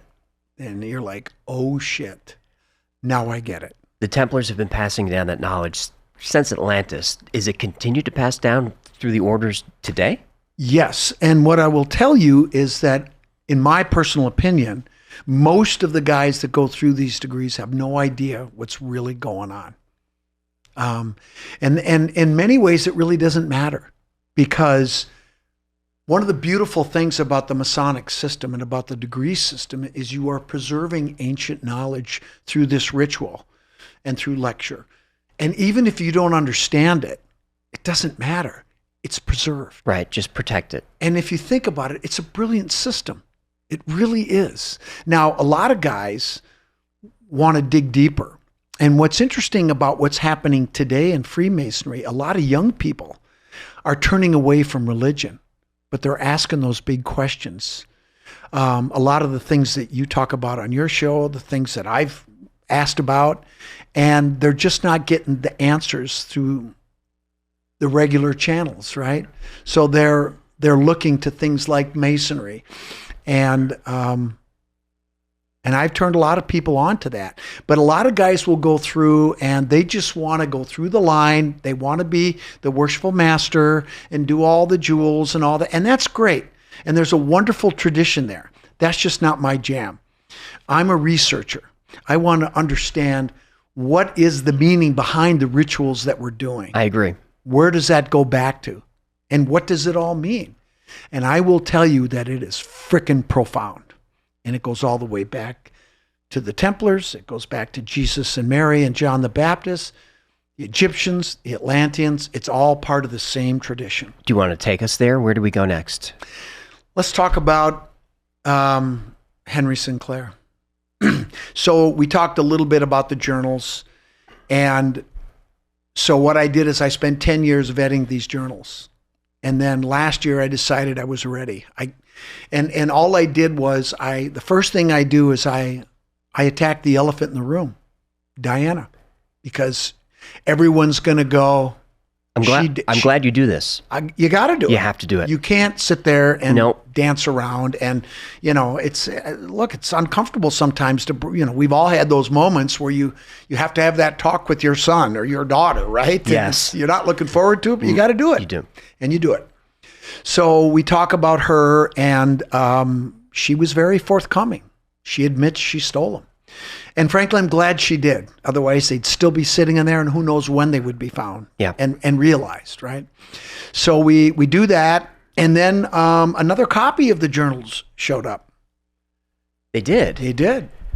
Where did those come from? Well, she actually tracked it down because what she did is she followed the lines of John Weems Jr., who had like 10 kids.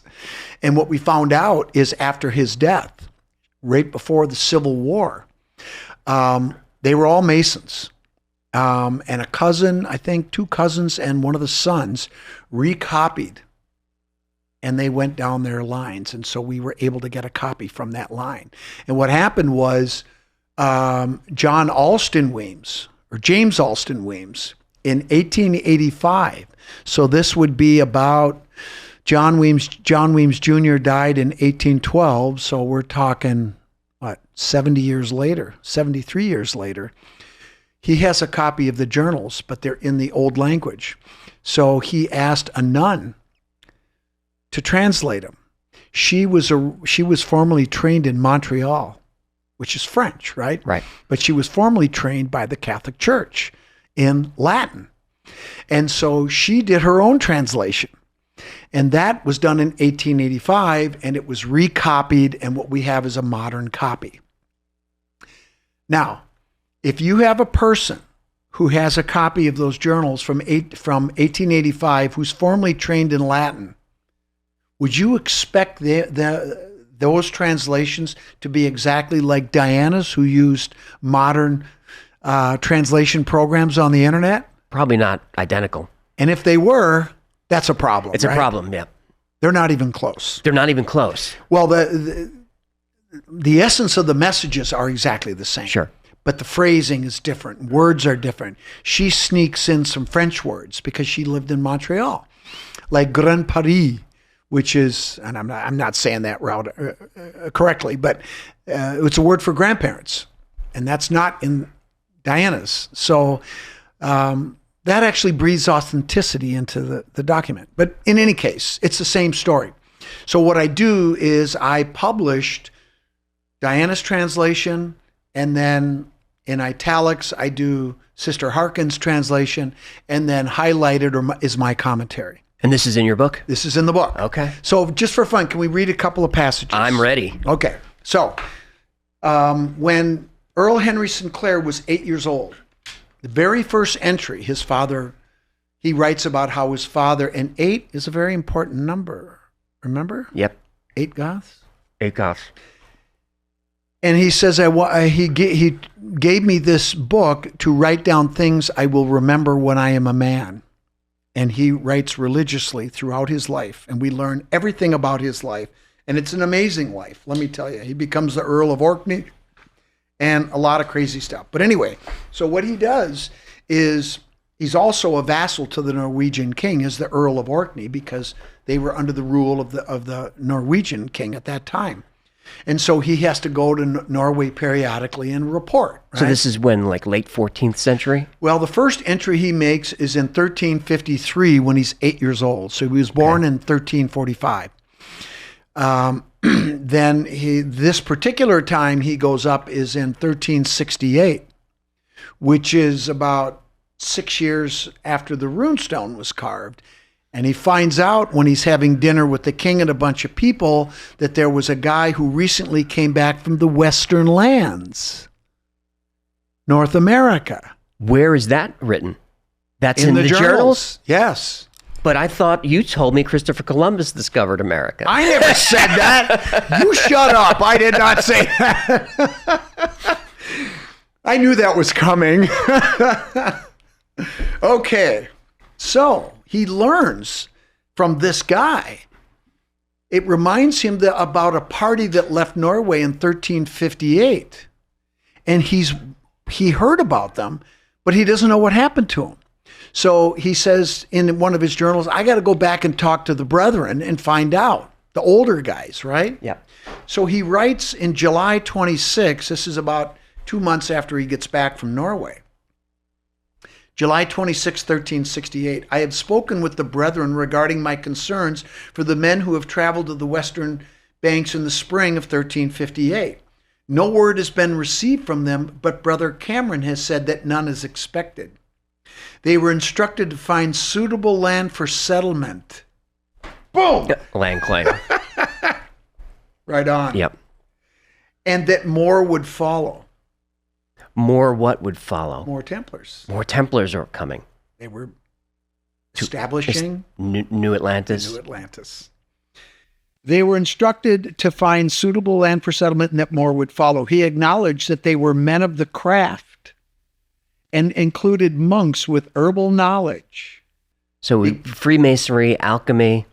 And the monks with alchemy and obviously Legend of Enoch knowledge. Yes. Runestone. Earlier, we figure out who it was. His name was Father Richards, but I don't want to go down that rabbit hole today. Okay. Because of the political unrest in Scotland, no additional brethren have been sent. It might be several years before another journey can be planned. So, in 1395 and 1398, Earl Henry takes 8 ships loaded with treasures to the western lands, and then he went again in 1398. Were these the Templar treasures? Templar treasures that were hidden in we learn all about where they were hidden. And we know what happened after they left La Rochelle. So hang on, let's catch everybody up. These are the treasures that King Philip the Fair wanted, Yes. and they were missing. Yes. So when the arrest order came down on October 13, 1307, the agents of the church immediately went to the treasury at the headquarters of the Knights Templar in Paris, opened the doors, and it was empty. Then they went up to La Rochelle, where there were 18 ships that were parked there, loaded, well, some of them were loaded with treasure, and when the agents went up there, they were gone too. So they disappeared into history, and people have speculated ever since. This tells us exactly what happened. Are we going to learn what the items actually were? If you're nice.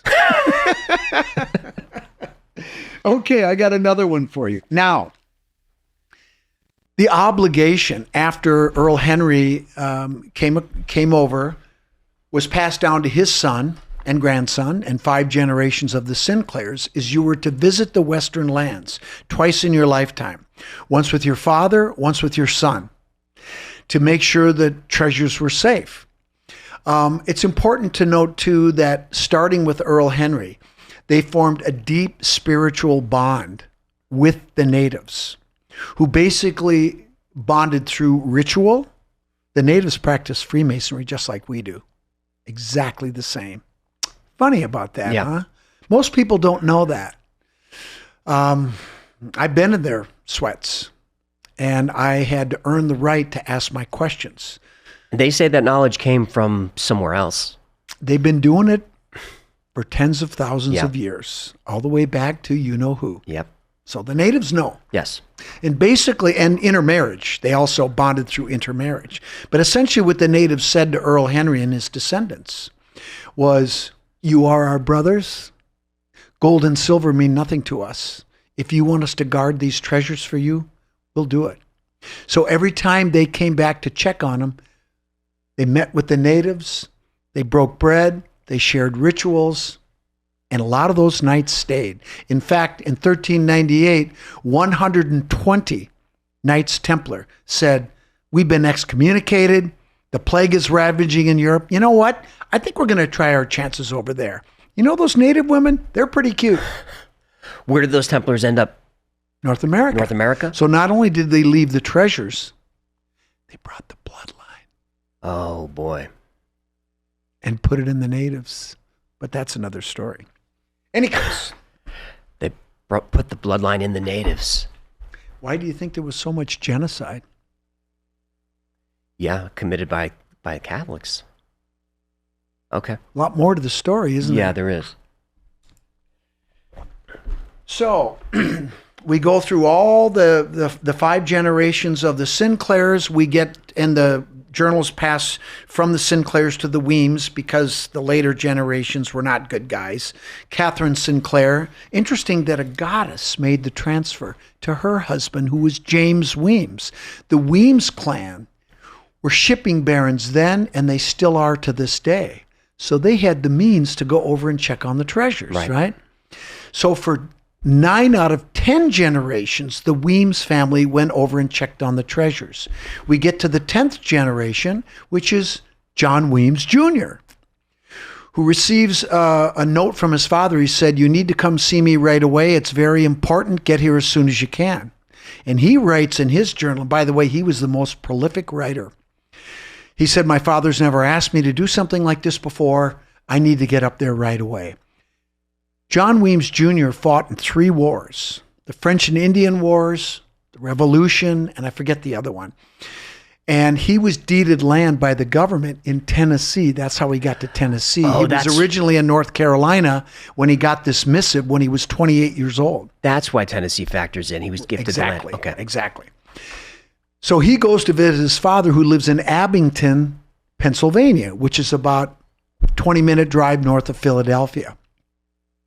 And he says, son, and it turns out his father was at really bad gout. He would die 2 years later in 1771, but this is 1769.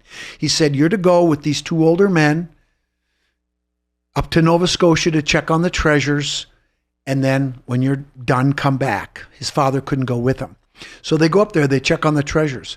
On the way back, John is having doubts about the story, and he's reading the journals. His father gives him the journals to read. And he's having doubts? Doesn't he see the treasure?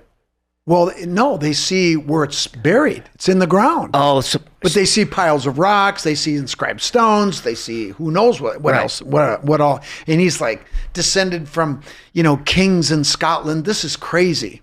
So you know what the older guys did? What? They took him to the Newport Tower. The Newport Tower. John was an engineer, and he was fascinated with how the building was. The windows were in the cardinal points and aligned to the astronomical. He caught all that. So to catch everybody up, that's the windmill, right? The Benedict Arnold windmill. You stop it. That's for some reason is round, and for some reason aligns with the solstice. I get like this when you say windmill, man. I know. But you obviously know about the tower. It was built by the Templars, and it's mentioned in here. I mean, anyway. So he comes back and he's convinced. The tower convinced him for some reason. So he comes back to his father, and his father, they've been gone for like 2 months. And he said, son, the political situation has changed. You need to go back and round up more men, and you're going to go recover those treasures next year. So he does that. He rounds up 46 Freemasons, young men, and 6 slaves. Now I'm going to ask you a question. Do you know what the word manumission means? Yes. To liberate a slave? Damn. Nobody gets that right. Oh. I didn't know what that was. I learned about it in the journals. So what did they do with this? So those 6 slaves that went up and helped recover their treasures were freed when they got back for their service. Wow. So 46 men and 6 slaves go to Abington, where there was a special meeting. It was like the rah-rah speech before they took off. Remember, they're going into British territory, right? Right. And so... And this is about what, like 1770? 1770. Okay. So it's dangerous. So yeah. So listen to this. This entry was written by John Weems Jr., May 6, 1770. And it'll speak for itself. My father, having been raised to the status of Master Mason in the 46th British Regiment, I had to go to Canada to vet this. And that's another story in itself. I looked at all the Templar records going back to his times. He was a Templar. His father, 46th British Regiment, presided over the meeting, which was attended by William Ball of Philadelphia and Benjamin Franklin, the former provincial Grand Master of Pennsylvania. And that is correct. That timing is correct. Now, anybody could have found that, but everything fits, right? This is a lot. It's a big hoax if it's a hoax. This is a lot of information. Too much detail. Right. That fits. The brethren gathered in the schoolhouse and for 3 hours were impressed upon by the presiding brethren the importance of their mission. We were each divided into groups of 5, and each group was named after the ship of Earl Henry's that brought the treasures up, which is kind of cool. Yeah. And told to embrace each other in the coming journey and learn to trust and depend upon each other as it would become vitally important in our task. The presiding brethren also imparted their knowledge of current political events and told us that it was immensely important that the Templar treasure find its way back to the Grand Lodge to assist in the oncoming war. The Revolutionary War was funded by Templars, by Templar treasure. That's how I interpret it. That's what it sounds like. It was financed by somebody. Well, one of my friends, John Freeberg, I think I told you about him, did a little research into the financing of the Revolutionary War. And there was one particular brother, who I can't remember his name, that put up a lot of the money. But John says he could only account for 60 of the 160 million that was spent on the war. Where did that other 100 million come from? I think we might know. Yeah. Because we looked into all this. We would soon lose control of the territory in Nova Scotia, and the brethren feared it would be lost if not retrieved straight away. They also reiterated that secrecy was of the utmost importance, and that we would always be surrounded by British troops and subjects who might report our every move. Brother Franklin reminded us that no matter what our political or religious leanings, our loyalty to the brethren was most important. We must honor our commitment and remember our vows, or the burgeoning nation of free men might never come to pass. I don't know about you, but I get chills every time. Absolutely. After a brief supper was served and prayers were said, we left to return to our bunks in Abington, knowing that the future of the nation lay in our hands. I prayed that I would be a capable leader and said as much to my father. He responded that leaders are not born, they are created. The Lord would guide me in my journey. I must only have faith in him as he does in me. Father made the sign of a cross on my forehead with his thumb and gave me his blessing. I leave with a lighter heart. That's lovely. I was like in tears the first time I read that. I'm like, Franklin, brother, yeah, why didn't you tell us?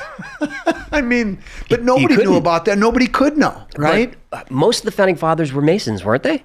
53 of the 56 signers. So do you think they knew about this? Hell yes. Do you think Are you kidding me? Of course they did. If Ben Franklin knew, George knew, Thomas Jefferson, yep. George Mason was listen. So you know where George Mason Island is? Yes.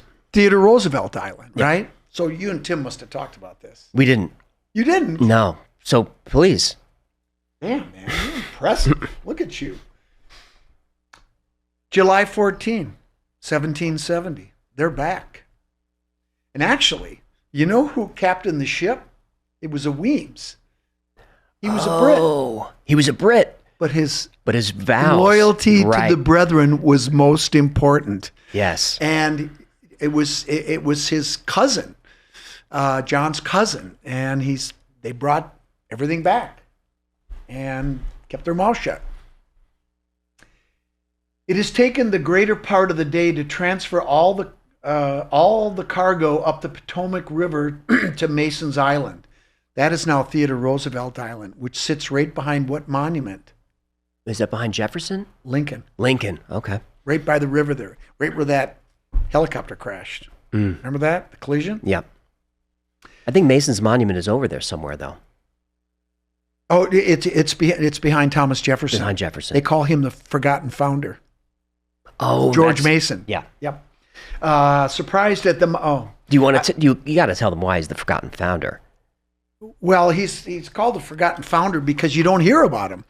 But he was the one that wrote the Bill of Rights, and I think it was the Constitution. You know, the part of the Constitution right, that was actually for the state of Virginia. Right. And Thomas Jefferson used that as a template. That's exactly right. Yeah. So, but anyway, he was also one that would not sign the Bill of Rights unless there was a provision put in there that basically said that everybody is born with certain inalienable rights.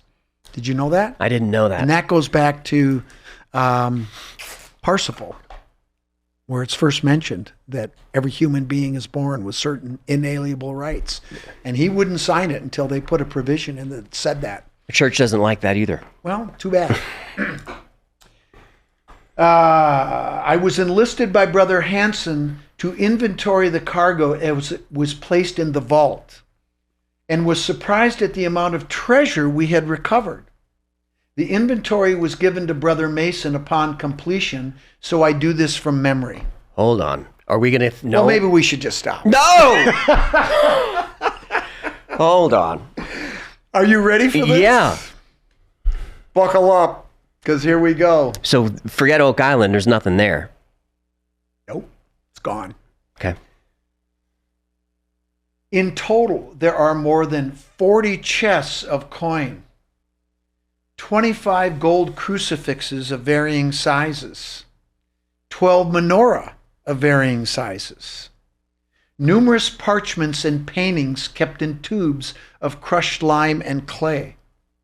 Only a very few of them have been opened to the weather, and all seem in good repair. There are also 6 arks made of gold and silver of various sizes. We mean like Ark of the Covenant arcs? Spelled A-R-K. Okay. That's how I interpret it. So you know what that means, right? I think most people listening are going to go, 6 arks, what are you talking about, right? Well, the secret of the ark isn't where it is. It's how to make one. And you know who knows how to make one? Our boy, Tim Hogan. Tim knows how to make an ark? Yeah. I knew he was an alchemist. I didn't know he was an ark builder. I'm sorry if I wasn't supposed to say anything, Tim. They're going to revoke your award. 3 heavily decorated with filigree and winged creatures. Oh my goodness. So this is the cherubim on the ark. Yes. 4 stone boxes that contain remnants of bone. Oh my goodness. A stone box of broken stone tablets. I mean, you can't make this. I mean, I guess you could. But no, you could, but you can't, right? An emerald tablet. Several bloodied swords and lances, 2 of which are broken. 1 stone box contains flasks of mysterious substances. Alchemy. Yep. But I am reluctant to ask what magical solutions they contain. Several casks of jewels and numerous other gold and silver artifacts fill the empty space. It was late evening before we closed the door to the vault, which was then sealed with mortar made of crushed lime and shells. The entrance was then covered with soil and made invisible to those who know not where it lay. A group of 10 and 14 masons encircled the tomb, and we blessed the vault and asked Heavenly Father to bless and protect this place against time and ravages and greed of war. Cousin James left under the... Anyway, that's getting into the details. Now, let me ask you a question. Yeah. Why 10 and 14? I was going to ask you, is a strange way to say that. Aren't those numbers on the Kensington Runestone? Oh, that's right. Why didn't you just say 24? I don't know. Templars do this. There's a reason. And he called it a tomb. I did not catch that at first. First time I read this, I was so flabbergasted. 4 stone boxes with remnants of bone. Are those the bones that we're talking about? I honestly don't know. But of course they are. I mean, why else would they bring them over, right? I would love to test those bones against what's in Talpiot. We've already... Have you done that? No. Okay. Not yet. But I will say that if bones, or maybe, let's say they found a skull. Could we test that against known entities that came out of, like, say the Talpiot Tomb? Mm-hmm. Could they have done the DNA already? And could we test it? I'd say yeah. Has it been done? Can't confirm nor deny? What you said. Not yet. Not yet. Okay. Okay. So, that's that. This is the greatest story Seriously, Templar Tale Never Told. This is like National Treasure on steroids. Good luck getting it. It's sold out. I couldn't get it. We'll get more. We'll print more. But I mean, I am now, and then I have a final chapter where I talk about, I called it analysis. And I'm just going to give you one minor little example that is nothing, that says a lot. In one of the entries, when they're over here, they talk about a big furry animal that cuts down trees, with a large flat tail. Beavers? Beavers. The entry was made in 16 something. This is John Weems Jr., I think, or no, it was the generation before that. What I found out is that beavers were hunted out in like the 14th century. That's true. In the British Isles. Yep. They were reintroduced in 2004. So beavers are in Scotland and England now. But in 1665, that's when when he wrote that entry. He didn't know what the hell that was. Well, he didn't know what kind of animal that was? He didn't know because he didn't have them over there. Right. For like 300 years. But now they have them.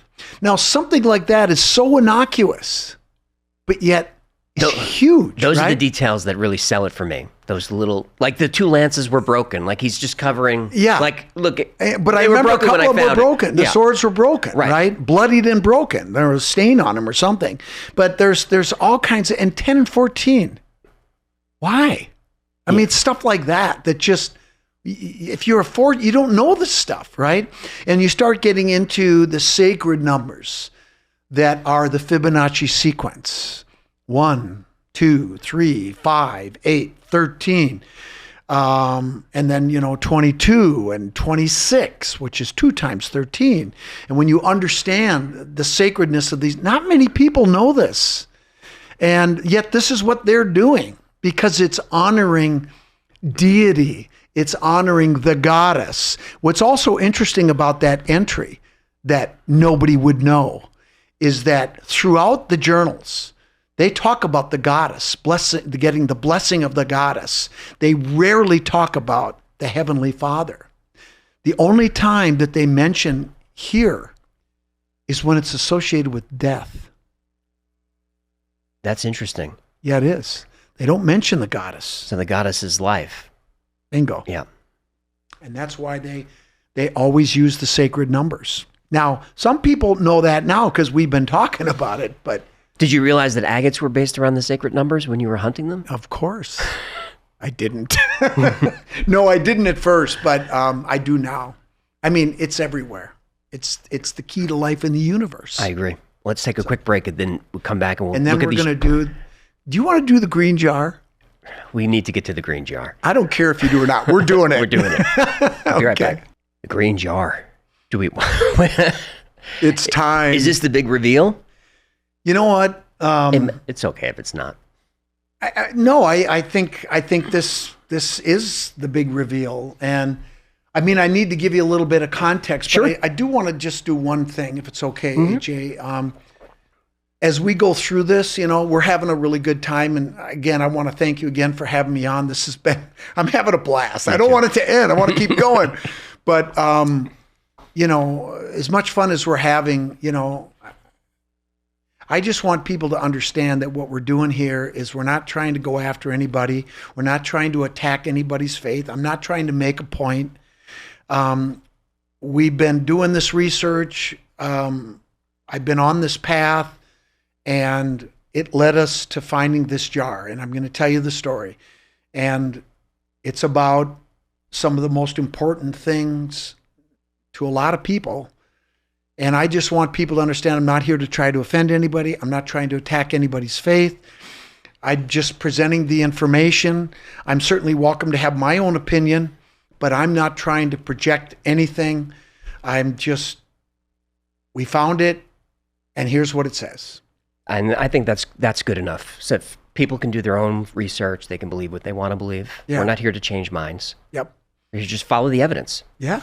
And it's a great story. It's a great story. It's it's a treasure hunt. So, all right. Well, let me give you a little bit of context. Okay.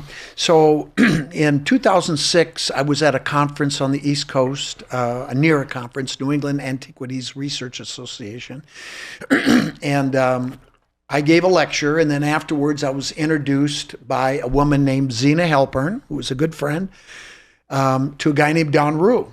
6'8" guy who has a voice like this, so if I talk like him, I can't help it. But anyway, very interesting guy. And he asked me if I would help him with some field work.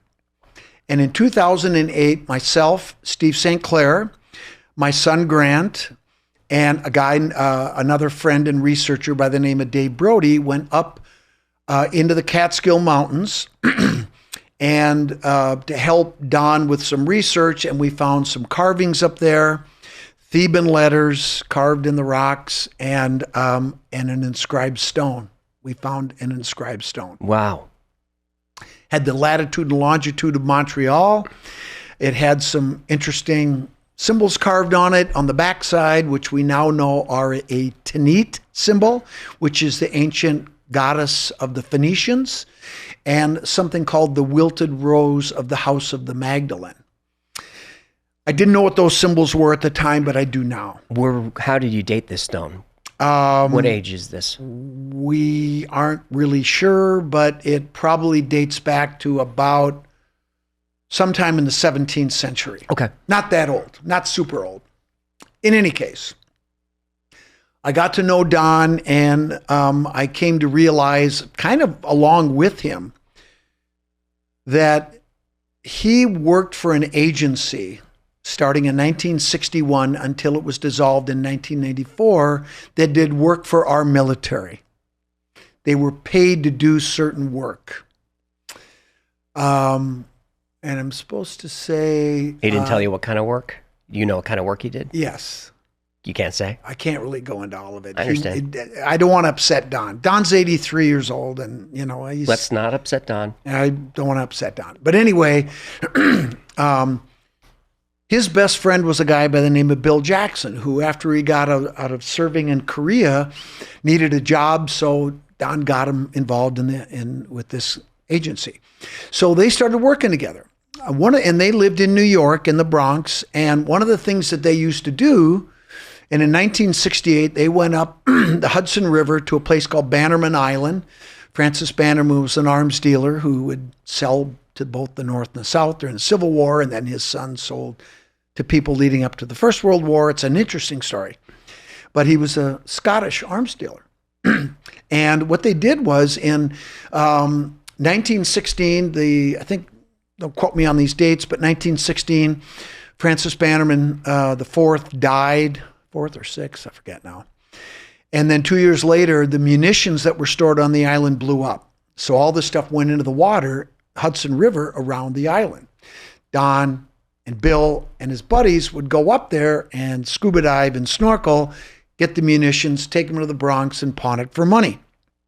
Well, while they were up there, Don was over on the eastern shore, which is only about a quarter mile. It's close to the eastern shore, right where the railroad goes by, and he found a couple of decorative ornaments that had blown off the island.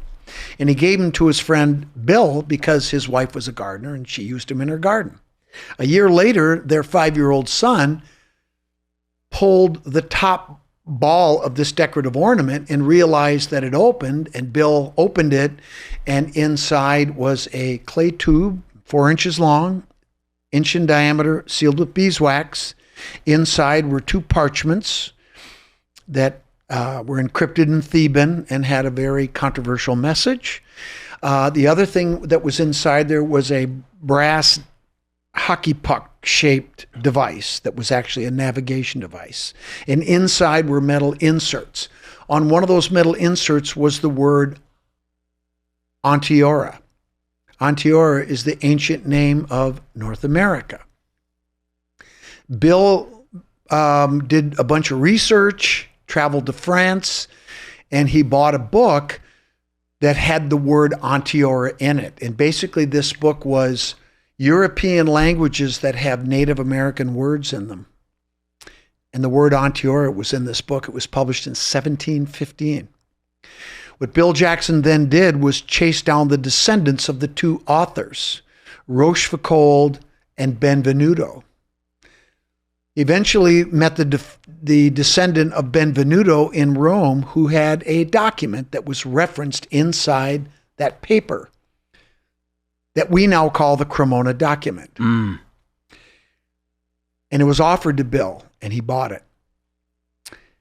Bill did not tell Don everything about his research. One of the things we know that he bought was an encrypted story about a 12th century mission of 6 ships with 144 men and women led by a Templar knight by the name of Sir Ralph de Sudley. Look up his brother. He did something very famous. But anyway, he was to lead these people to North America, to a place that we know now is in the Catskill Mountains, where we were hiking up on in 2008 and 9. A place called the Temple of the Goddess, where ancient biblical era scrolls were hidden. And de Sudley's mission was to go and recover those scrolls and bring them back to Europe.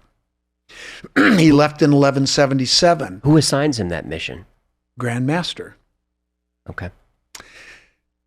On the way, he stopped in Denmark and picked up their navigator, a woman by the name of Altamara. I think she was indigenous because she knew exactly how to get to the temple. How would she know that? Because that's where she came from. Right.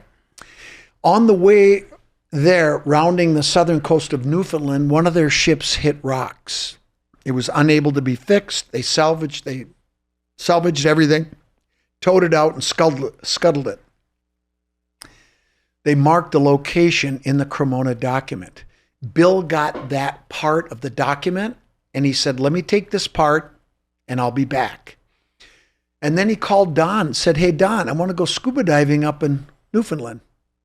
Don never married, never had kids, never had an excuse. But as Don said, Bill said the magic words, I'll pay. So they went up there. To dive the shipwreck. And they found the ship. Wow. And it's all in the book I'm writing right now. And it's amazing stuff. Anyway, that convinced Bill that the story was true. He went back to Rome and he bought it in 1971. And they were up there in 71. So for the next 20-something years, Bill was doing everything he could in the field to try to find stuff we now know. And he would always bring Don with him. And Don would hear things, but he didn't know what was going on. In 1994, Bill, who was a medical doctor, realized he was dying of arterial sclerosis and Parkinson's disease, and he sold the document to the Vatican. Oh, no. Yeah, that's what I said. Oh, no. Bill was no fool. In 2013, one of the other guys that worked in the agency called Don and said, hey, I've got some 35 millimeter film that Bill gave me. Do you want this shit? Undeveloped. Don said, of course. Mm-hmm. Photographs of everything that he sold. God.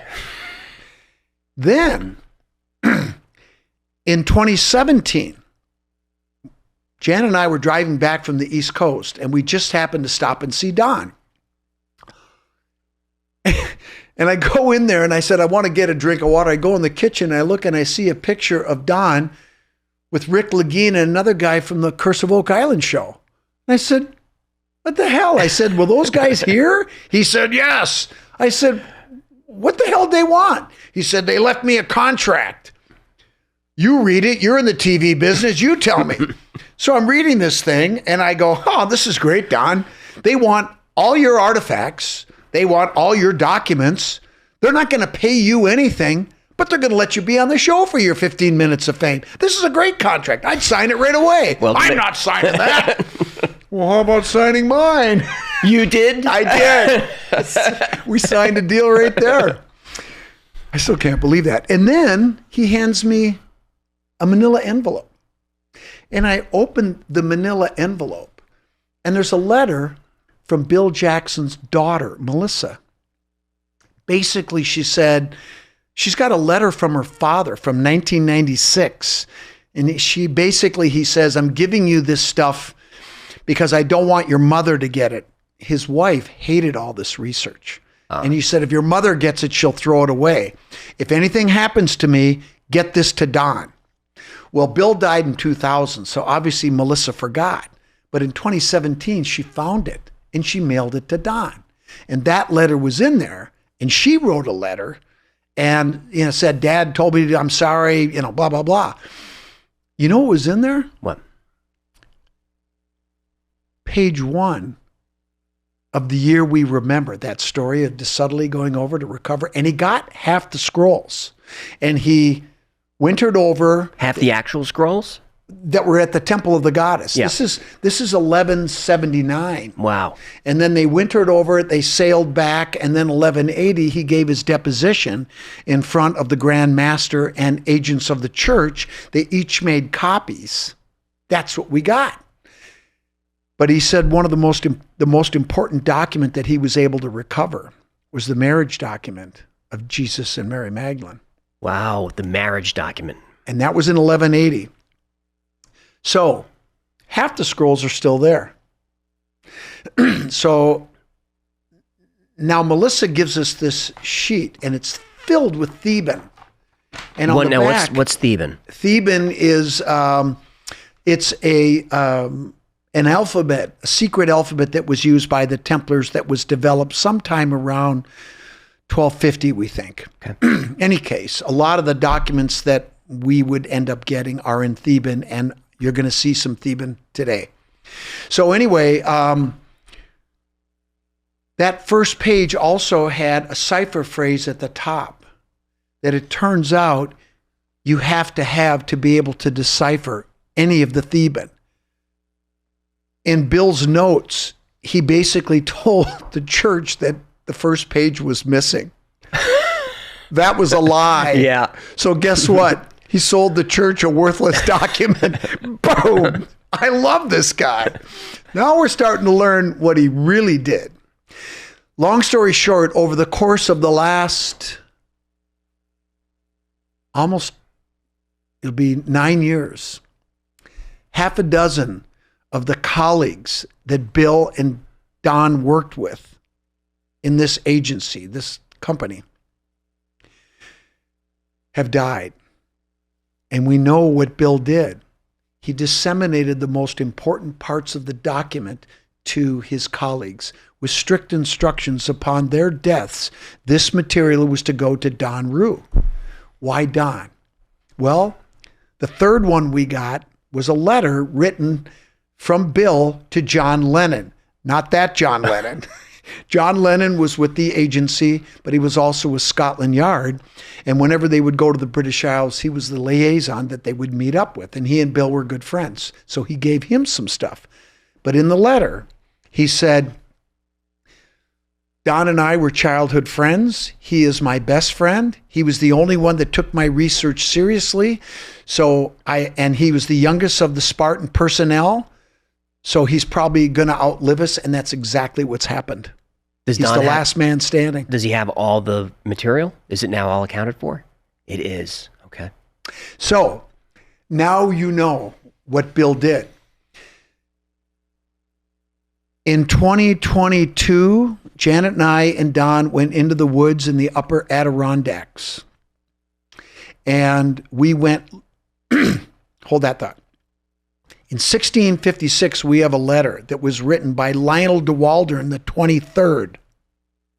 His name shows up in earlier documents. Remember this bloodline stuff we were talking about? I do. For sure. Okay. He writes a letter that says, Flatlanders and Hollanders, Dutch people, are moving into the area. We got to get the stuff out of here. And then he lists all the documents that they still had at the temple that were hidden in North America. One of them is something called the Book of the Wars of the Lord, which is mentioned in Numbers. This is allegedly a lost book of the Bible. Yes, but no extant copy is known to exist today. That's not true. we have 2 parts. You have that book? Remember those pictures? Yep. That's what the Vatican wanted. Of course they did. Because in the Book of the Wars of the Lord, which we now have, Bill gave to us in his weird way, there are 2 things that are problematic. We can read them if you want, but I'll just tell you Tell us what's in there. what's problematic. One is that deity has an equal male-female counterpart. She is mentioned, and she is powerful. That's problematic. That's a problem. Yep. The second part is aliens. In that book, what do they say about the aliens? How are they described? I am the goddess, and I do battle for the sons of Dan, sons of Dan. I'm trying to pull it up from my head. You will leave this place, for I do battle for the sons of Dan. And they kept marching. And then she calls down a silver beast with wings like a bird that spat lightning bolts into the water. And the horses of the chariots died. And the men shook as with palsy and died because they entered the shallows of the water. But in the other part of the Book of the Wars of the Lord, and in one of the encrypted messages, this name keeps turning up. The Angel K. The Angel K. I'm not familiar with that. Well, in one of the encrypted messages, it says, I saw the lights again. The right one descended upon my winter lodge, and there stood the likeness of Ammon, not a man. This is in Scripto Continua, but it's A-M-O-N. I kept trying to make it an A, but Janet said, it's a frickin' O. And it's an O. Ammon. He spake I saw around him, around his eyes, a light blue color. He spake into me in the tongue of the people. He said, can ye understand me? I said, yea, but yet that's not my native tongue. So he switched. Telepathy? Wow. And so he sends him on a mission. Now, remember I told you about the letter where they got to get the stuff out of there? Yep. They took it to Montreal, hence the stone we found. And lots of messages that tell us that's what they did. But on the way up through the Adirondacks, they diverted. And they buried the Book of the Wars of the Lord in a different place. That was in 16-something. This message I just gave you was in 1898. And of course, I thought the runestone was going to show up. Right, of course. It had nothing to do with the runestone. But that's what it says. And what the Angel K told the scribe at the time, who was updating the Templar records. And he finished that job in 1908. That's what all this is. It's the last update. He said, get the Book of the Wars of the Lord. And he sent him on the mission to go get it. And he got it. And he gave it to the Angel K, who said the book is no longer amongst the world of men. Which begs the question, why did the aliens take it back? Because in 1898, was the world ready for a dual-gendered God religion? No. Was the world ready for aliens? Nope. If you Google right now, Book of the Wars of the Lord, I just told you what it said. There is no extant copy. We have 2 parts. And this is what's in it. And that's why they took it back. So, of course, that freaked me out. Yeah. Because I'm a science guy, right? And I'm not saying, well, I've been dealing with this for several years now because I was approached by the government. You heard about that, right? No. You were approached by the government. Yeah. To do what? Help with disclosure. Oh, don't take that. Don't take that gig. After this, I'll tell you the story. Okay. Did not end well. I'm glad. Don't take that gig. Yeah. In any case. But even as a scientist, a silver beast and the thing is shooting fire, it could only be one thing. The first time I gave a lecture and I talked about it, this is about 3 years ago, almost 3 years ago now. I'm with a group of people that are open-minded. And I said, people, help me. This is not my jam, okay? This isn't what I do. What? And they're all laughing. Scott. It's right there. It's right there. Look, yes, it took me a while to go there because I did not see this stuff that I've been working on with Don since I met him in 2006. That reluctance is important to us, though, that you don't just jump on the next theory. Well, I've jumped now. I know. Because I have no choice. Right. Because I can't interpret it any other way. But there's more. Okay. There's more. Okay. So now let's go forward. At one point, we went to that place to look for the scroll before we got the message that told us that it was gone. But there was some stuff there. We found a cool little treasure of coins and crosses, and that's a whole nother story. Templar treasure? Yep. Okay. Yep. You have that? We do. Can you show the world that or no? Yeah. Okay. We were going to reveal it in the book, but we'll do that maybe another time. Okay. Yeah. Oh yeah, it's cool stuff. Mm-hmm. Really cool stuff. Tim just goes, that I didn't even know that one cross with the symbols on it. He goes, yeah. He said, that's my signature. And I looked at his signature. Sure enough, it was there. Yeah. Tim knows everything about this. So, and we were walking out, and Janet and I and Don were walking out of the woods, and it's kind of rugged back there. There's nothing out there.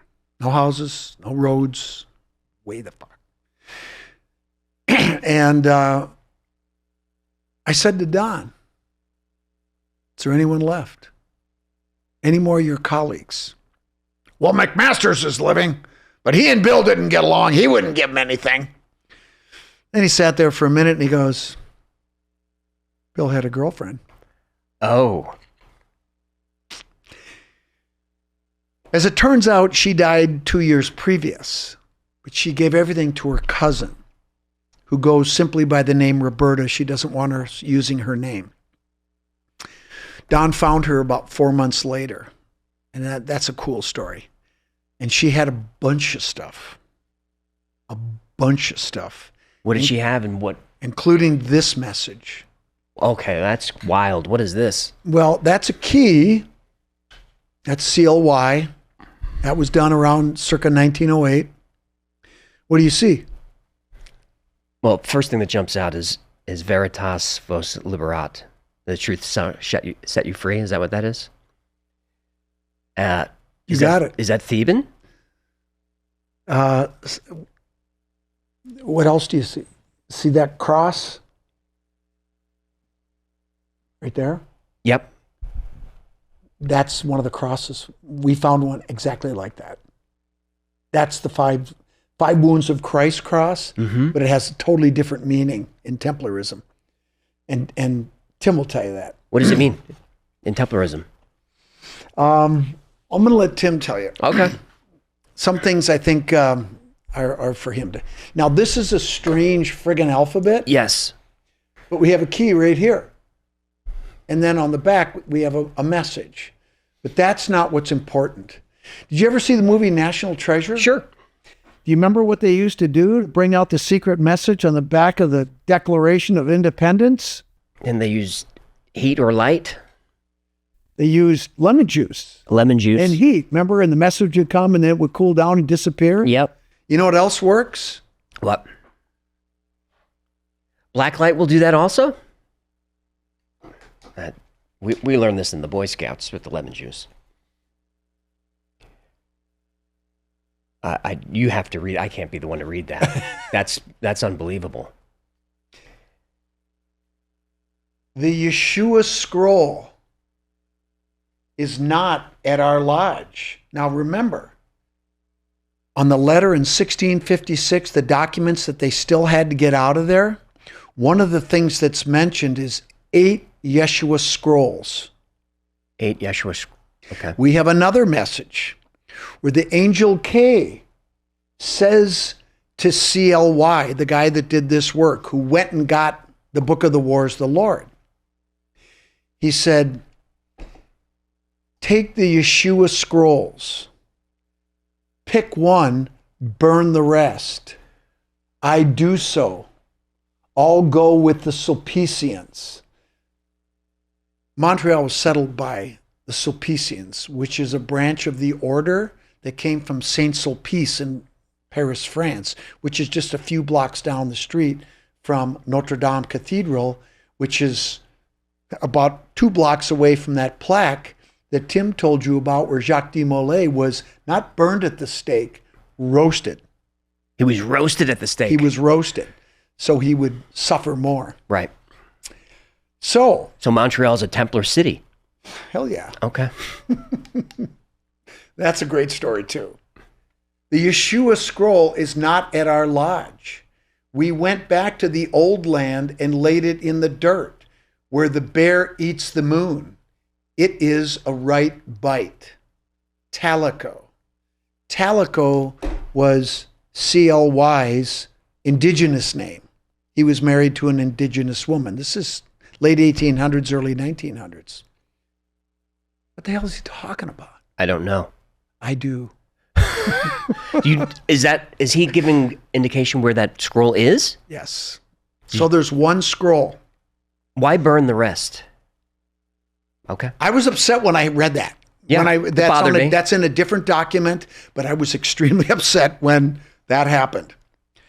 So that takes us all the way to, Roberta gave us a bunch of 6 encrypted messages.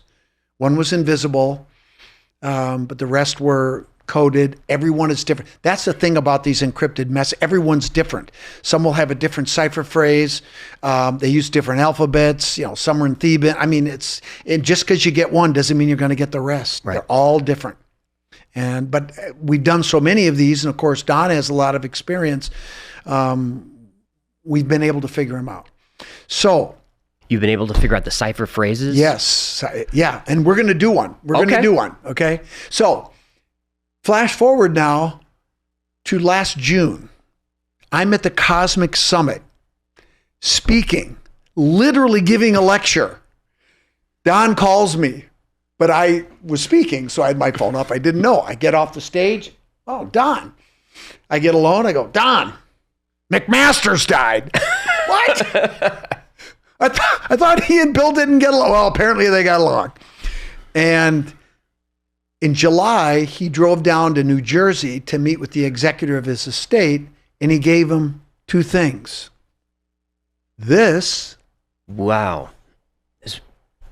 So McMaster's was holding out. Roberta didn't have everything. What do you see? I see characters and then Roman date. And you see what at the bottom? That's CLY's sigla. Oh, okay. And that's a pseudonym, by the way, Clyphus Licinius Jarbo. But every scribe throughout the tradition took on the same name, because what they're doing is updating the Templar records and their treasure maps. Gee, if you're the scribe for the Templars and you're doing their treasure maps, do you think maybe some people might want to talk to you? Yeah, I'd use a different name. Use a different name. But they use the same name throughout time. But shouldn't the Templars The 23rd. Shouldn't Templars want to copy this again and pass this down? Isn't that part of the... This is the last This time. is it? This was the last. It says in another message, this is the last time. Last done in 1908. And that's when this guy was around, and that's everything, the papers all seem to fit. Although this stuff is more modern, and you'll see why in a sec. Why would it be the last time? Is a mission complete? You want me to be totally honest? Yes. I think that they knew what was coming. They understood procession. They knew shit was going to hit the fan. It's all happening at once. It's all happening right now. It's happening right now. And I don't want to get too over the top, but this is a big deal. What's happening right now in the world, everything that's happening, it's like everything's spinning backwards. But as we talked about, after the storm comes the light if you get through the storm. Right. So what you and I are doing right now, and what Tim is doing, and a lot of our other people that are of like mind and like goals, right? And when I say to people is, I want to make the world a better place. And I've been saying this for a long time, not just for you and me, but our children and our grandchildren and the ones we'll never meet. We've had a wonderful upbringing. This is an amazing world. It's a beautiful world. And people are wonderful. You're a great dude, man. I'm having a ball. Me too. But I want my kids to experience that. I want my grandkids. So we got to get the job done here. Right now, it's... I agree. I worry about what my son's kids are going to live through. Yeah. I mean, it's time for us to raise our swords and go to battle. I agree. And this is our sword right here. So, here's what this one says. In Theban, due to increasing storms, the Order thinks the scroll is not safe now. We move to the mainland. Trees cut, stumps remain, moss covered. In Roman numbers, 1933.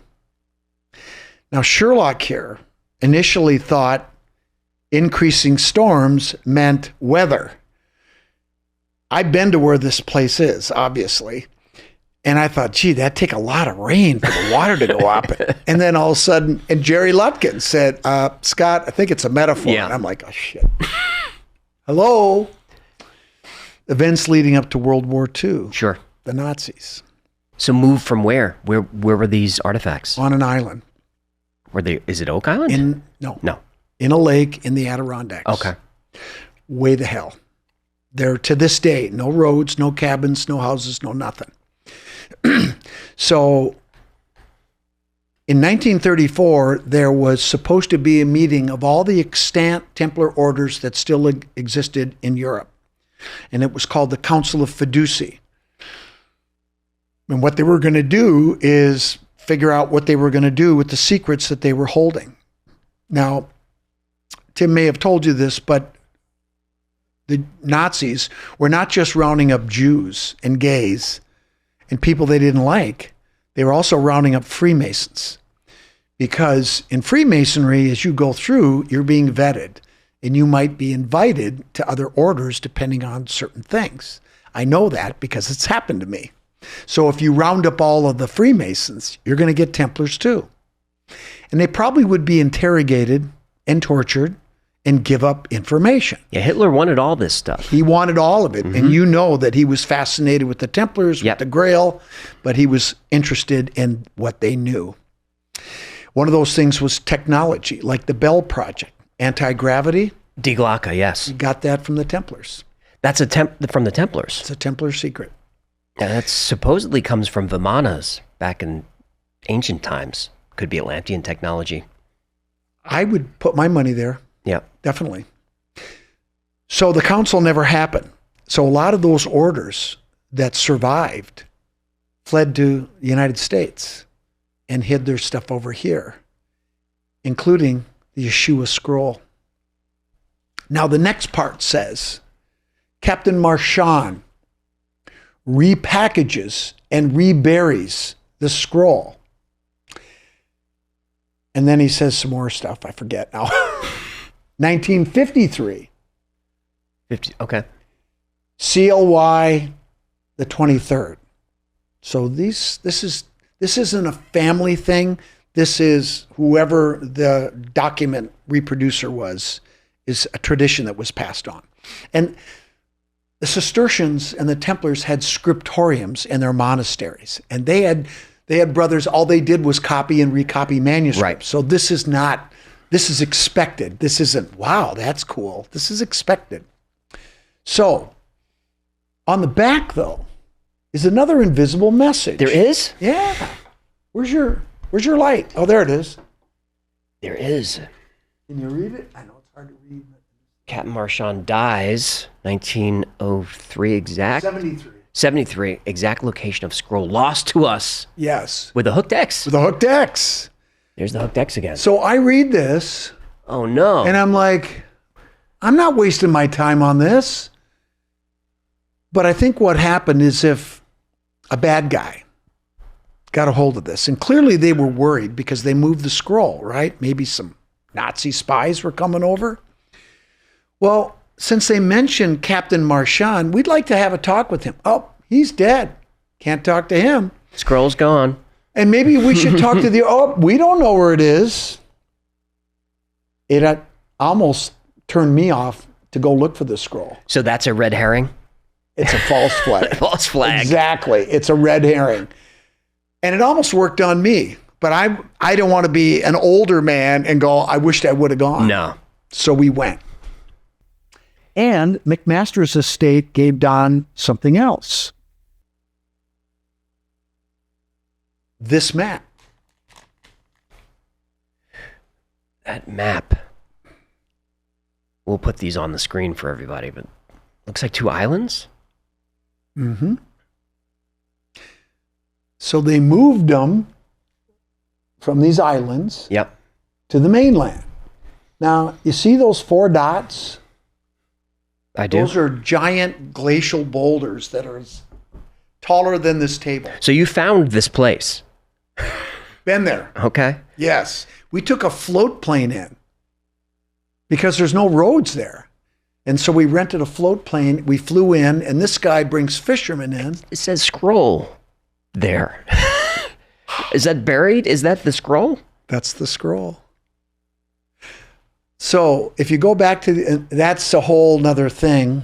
That has to do with the skull, but we digress. Okay. So right here it says 320 degrees, 138 feet. And from this right boulder, it says 138 feet with what kind of looks like that. So we go there, and I pull out my compass, and those 4 glacial boulders are sitting right on the edge of the shore. I stand in front of the one, I set my compass to 320 degrees, paced off 138 feet. Got the metal detector out. Ding, ding, ding. You're kidding me. Dug it up. It was a little aluminum vessel for camping, cooking. Right. When you're camping, garbage. But you know, when you have your compass, you could be off by a couple degrees, and even at 138 feet, you could be off by tens of feet. Sure. So we just went in an arc, moved up a little bit, kind of on the top of this little hill. Ding, ding, ding, got another hit. 1950s era Coke can. Are you killing me? Moved over a little bit more. Ding, ding, ding, ding, ding. The first thing I pulled out was a 10-inch long aluminum nail. And I'm like, this isn't trash. Mm-mm. Maybe somebody dropped it. Or maybe not. Ding, ding, ding, ding. It's still binging. And now we're right up against a stump that had been cut, covered with moss. And it was old because I could just tear it apart with my hands. So I started digging. Did you connect this with the message at this point, the moss-covered stumps? Well, of course. Yes, okay. Yeah, hell yeah. When were you up there? August. So this just happened? This just happened. So I'm digging, and my friends kept, dinging like this. And all of a sudden, I reach in, literally going under the stump, and I pull this out. And I'm standing here like this, and there was a metal can on top. And I'm like, no way. But my heart was saying, way. Mm-hmm. And it was filled with sand. Inside the jar? In the jar, totally filled with sand. But I could see, I was moving it like this, and I could see little black things in there. They looked like coins. The top, when you took the tin top off or the metal top off, this was covered in wax, sealed with wax. No, okay. Because there was paper inside. Sure. And so I took that aluminum nail and I knocked off. And then I poured the sand and what I thought were coins and this long scroll, which was wrapped in this beautiful orange designer placemat that had a little design on it and a signature. We tracked it down. It was a designer napkin made by an artist in the East Coast that did beautiful work. We found that exact same placemat was made between 1950 and 1957, 1953. Right. This prune juice jar was made by a company that started making these in the 1940s. That works. Yep. The paper we're about to show you was 1880s from Wausau, Wisconsin. Everything fit. So we unwrap the paper. Carefully. And the first thing we get is this. Now, these are copies. Yeah. Now, this is wild. This is Italian. Yeah. That was the first thing we saw. Il potere sono dentro da gora e Dio splende torre. So I can translate this. And it says the power of the glorious God is within us and with other people. Yes. Altre persone. Basically, what it's saying is that the power of God is within all of us and surrounds you and other people. The way I look at that, you go to a concert and you're vibing. Yeah, the energy. And the energy, or you have a really good conversation with somebody that you just hit it off with, right? That's that energy that they're talking about here. Yeah, that's a real thing. It's a real thing. And everybody can identify when they have a magic moment with other people, right? This makes me think of Gnosticism as well. Exactly. The power of God is within you. So what's below there? This is some type of formula. Yeah. I don't recognize it. I don't recognize it either, but other people do. And basically it has to do with quantum physics. What? Do you know more about that? Yeah, but I think we want to get to the best part. Yeah, we do. This is a whole nother deal. Yeah. This collective is crazy. So then we opened it up and we got 6 pages. So 3 pages with stuff on each side. These came out of the green jar? Yeah. Are these actual size? Actual size. So just grids of characters and numbers. I think you said this is scripto continua, meaning just one long line of text. There's some areas that give us a little bit of help, but it's basically scripto continua. So the cryptography nerds will know what that is, and this the cipher phrase would be a visionaire cipher. I want you to hold this piece right here. Okay? Yep. Because after we found this, of course, the first thing we did is drive right down to Don. Don had gotten in a car accident at the end of May and broke his shoulder and he was messed up. He couldn't go with us. So the first thing I did was I made copies of this and I gave it to him. And then we went to the hotel and we started deciphering. We didn't leave the hotel for 2 days. How did you know how to decipher this? It took time. I bet. Okay, so this is on the last will and testament? Yeah, isn't that weird? That's weird. I don't know what that is, but that's what it says. Everything means something to me. Yes. Well, as it should.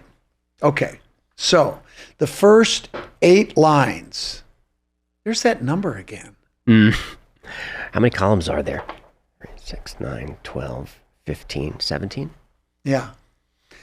So here's what and this is just 1-to-1 letter substitution. This one was easy. I did this one in 45 minutes.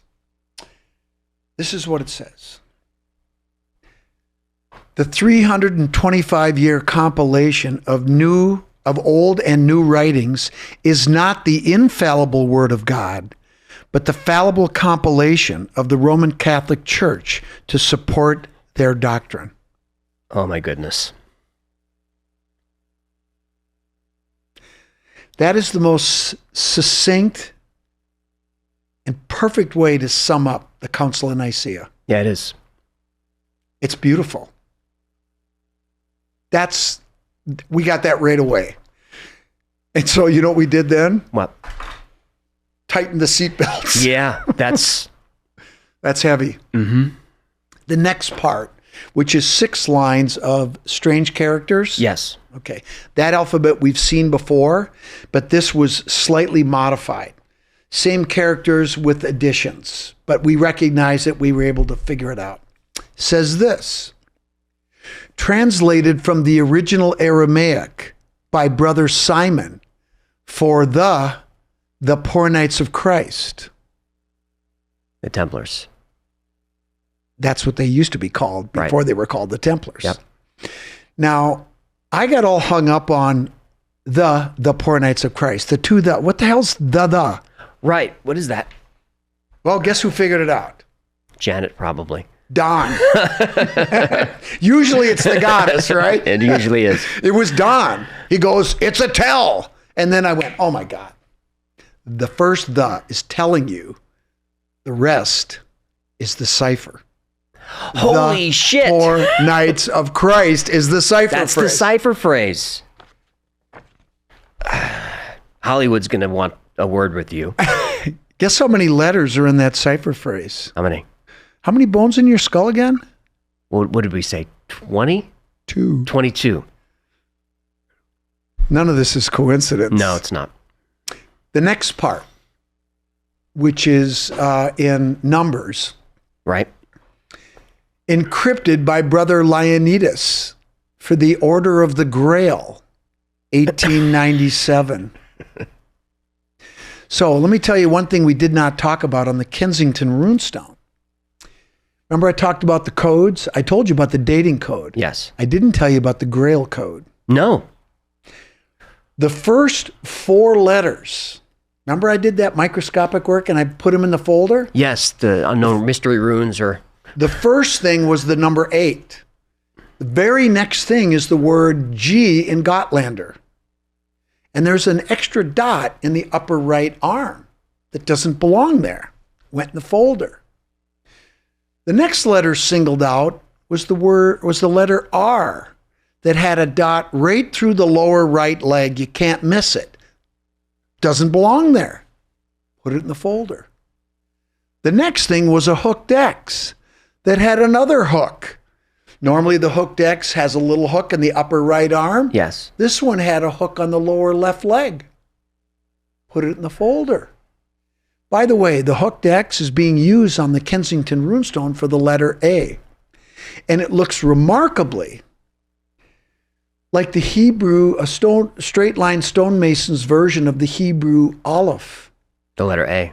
Which is the first letter in the Hebrew alphabet. It's being used for the letter A within the Kensington inscription. So we've got GRA in the folder. Remember that funny L? Oh, no. You're kidding me. Well, there's another one. Okay. That has the one I talked about, which is the dating code in Sinclair. Yep. That goes all the way across on both of the vertical lines. But there's another one just before that, an L that has a little mark on one side. Put that in the folder. What do we have? GRAL.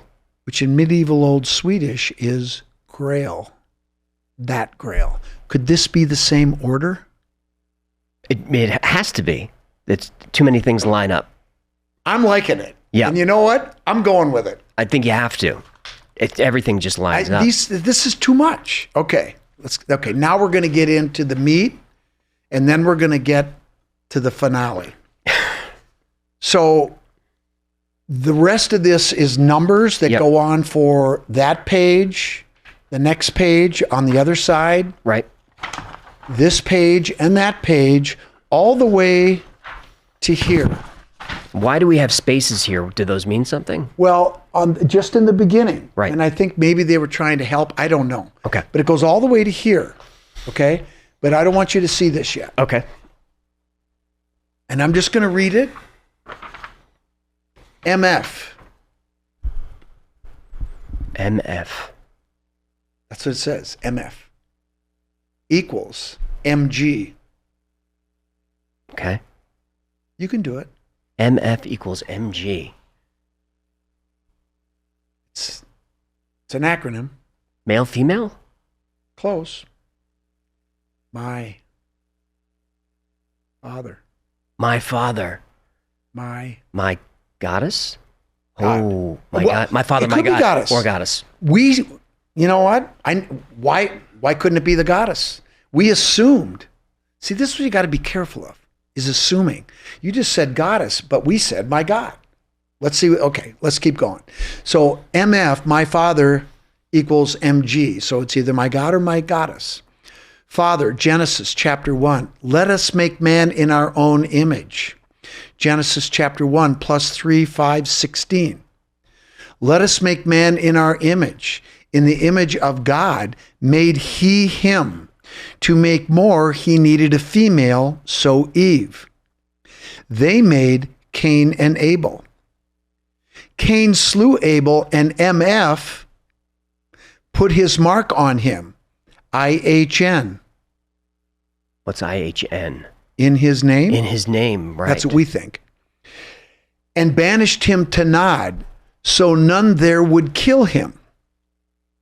But if Adam, Eve, Cain are the only people, who is in Nod? Right.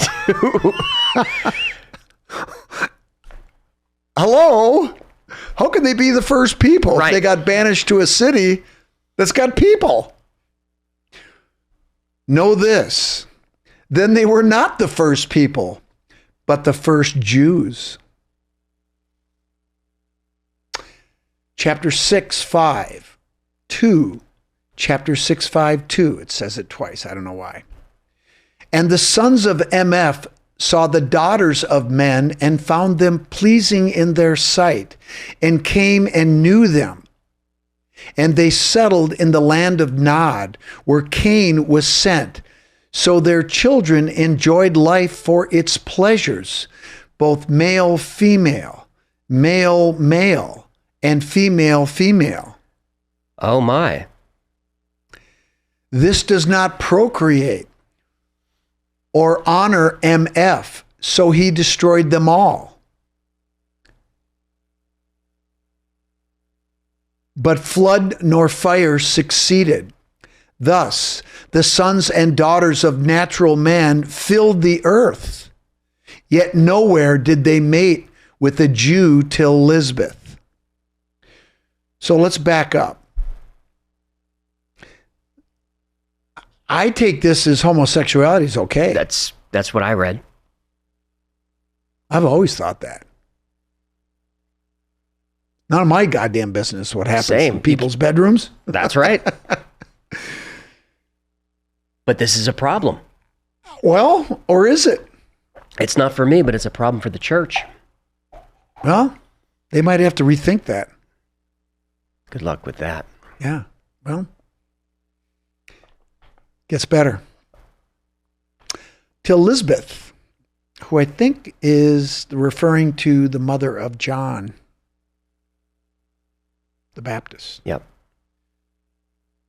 This does not procreate. The sons and daughters, natural men, filled the earth. Nowhere did they mate with a Jew till Lisbeth. Who's they? Who's they? Seeing it work in 6 weeks,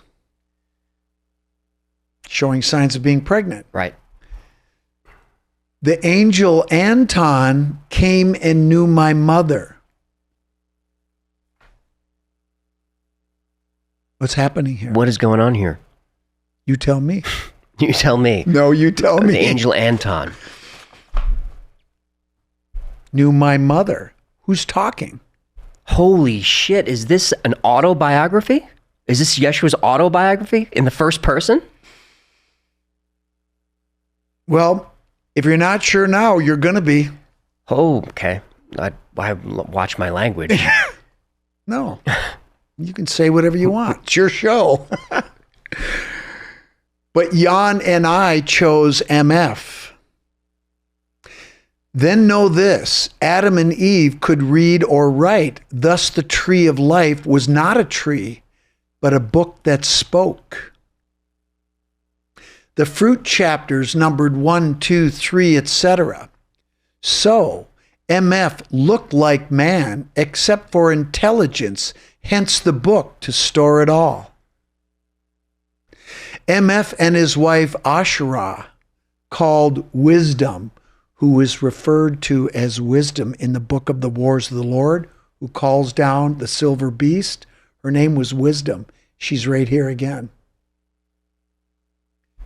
Rebuked his brother for having led Eve to open the book and sent him out of earth to Arcturus. To Arcturus, the star. What is Yeshua on about? I'm just saying, man. I'm not saying, I'm just saying. Okay. This is what it says. And I can say this, we got this right. This isn't some screw up. And when this is published, and I'm going to publish this, you can decipher it for yourself. If you need help, I'll help you. It's not easy. It's freaking hard. But this is what it says. But he returns when called, for many follow him. Here, what of the serpent? Natural female mated with my uncle and got the creature with legs that crawled from the waters, and over time came to be natural man, strong and large of stature, worshiping its ancestor. This is Jesus talking about evolution. A fork in the road became the snake. Another natural man and woman. So if you follow me, whether you turn right or left, you will hear a voice behind you saying, "This is the way, walk in it."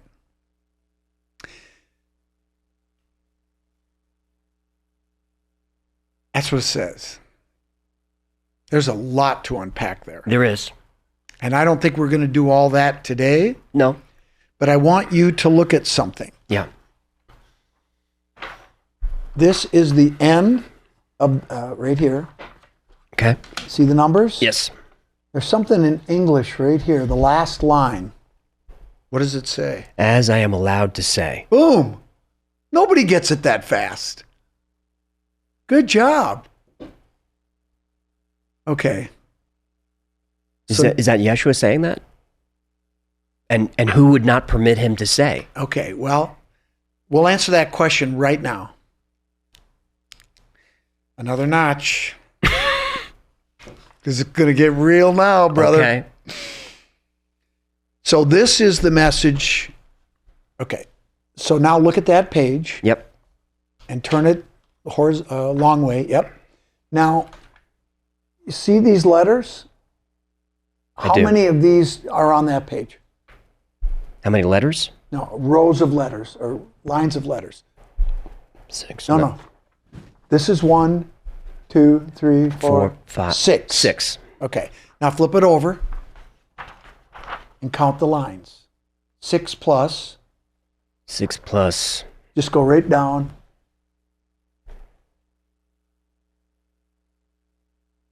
17? Plus 6. No, it's 22. I didn't count the blank line. No, you don't count the blank line. line. Blank line. Yeah. It's 22. 22. Okay. So remember the cipher phrase? Yeah. Okay. So what you do is this. You set up a grid system, which I did. I did this part.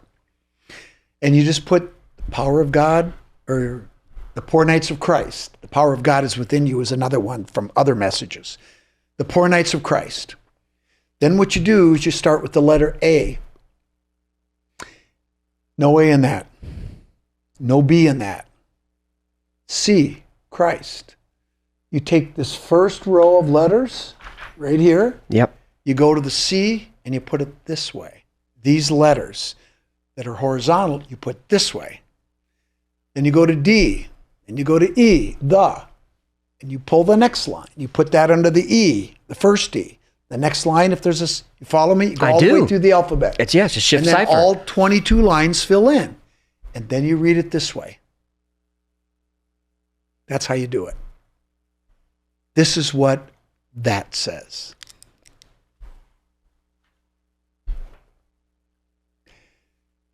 I not entirely human. Oh my goodness. That's what that says? I not entirely human. Oh my goodness. Well, didn't he kind of allude to that before? Yeah, he did. Haven't we been kind of prepped on this with these frickin' messages for the last several years? Yeah.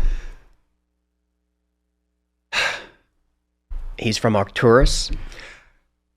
I'm not saying. You're just reading the message. I'm just reading the message. I not entirely human. A rupture of the small intestines was not enough to kill me. I slowed my breath and was declared dead. My cousin of my father's side had me rest in the family tomb.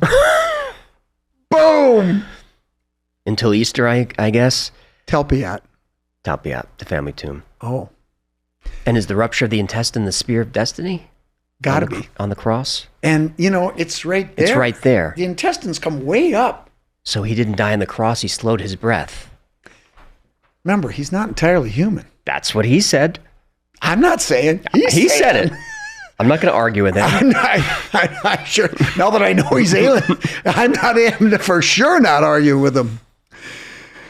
My cousin of my earth father's side had me rest in the earth's fathers. So, okay. Had me rest in his family tomb. I healed myself and my wife came and freed me. Mary Magdalene. Who was there? She was there when he leaves the tomb. At the resurrection, yeah. We traveled to the north and preached a joint religion of male and female.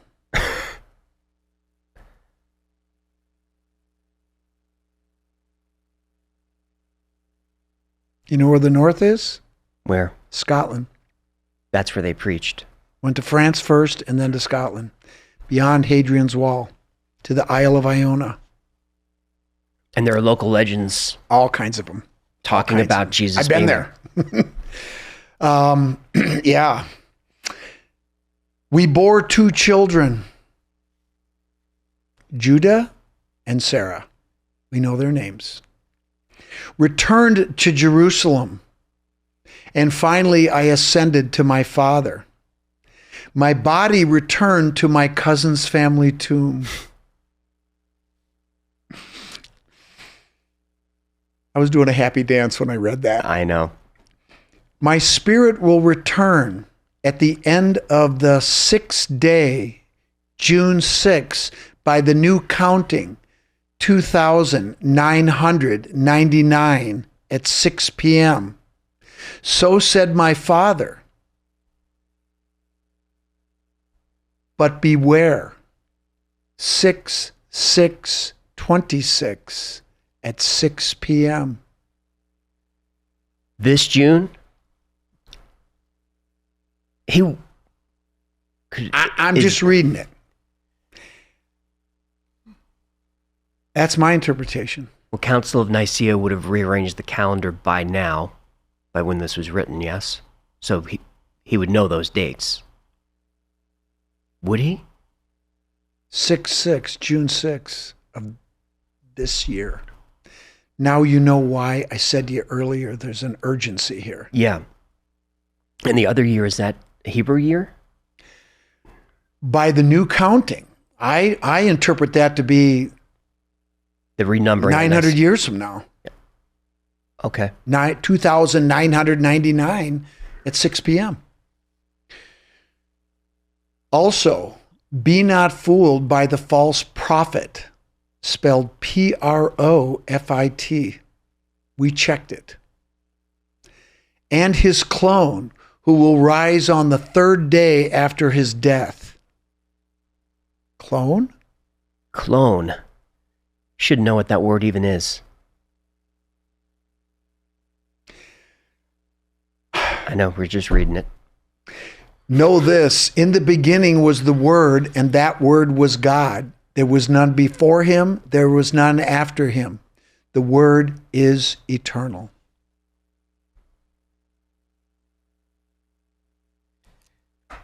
And that concludes the scroll? That's it. What do you think this means for us? I think it's talking about right now. And I think 6/6/26 is right now. The question is, look, I mean, this is incredible, okay? Because what's happening? It's like this backwards spinning is spinning faster and faster every day, literally every day. And what is the date?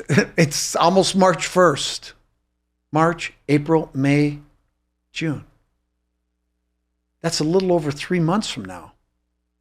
And what does he think is going to happen? I can't. You can't. All help he but think, says is beware, but beware. but you can't help but connect that to 666 even. Well, here's something that's interesting.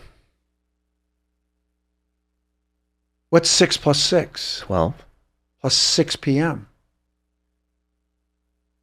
18. Mm-hmm. Plus 6. Back to 24 again. Plus 2. 26. Divide by 2. Then 13 again. So the sacred geometry shows up in this as well. I mean, I'm at a loss. So if this, AJ, I mean, I'm just blown away by this, and I just think this is why I want to get this out. so if this is real, his descendants walk among us now? Remember when I told you I was contacted about disclosure? Yeah. Just in a nutshell, this guy called me and told me that he was with the government and with the DOD, with NASIC, the National Air and Space Investigative Center. Well, that intelligence center. Intelligence Center. Is that right? Mm-hmm. Okay. Yeah, their logo is a sphinx with a star. I think that's right, yeah. This is about 6, 7, 8 years ago. Anyway, he said, and I said, why are you calling me? And he said, well, you know, you have a platform and you seem to be credible and, you know, blah, blah, blah. And I said, well, how do I know you are who you say you are?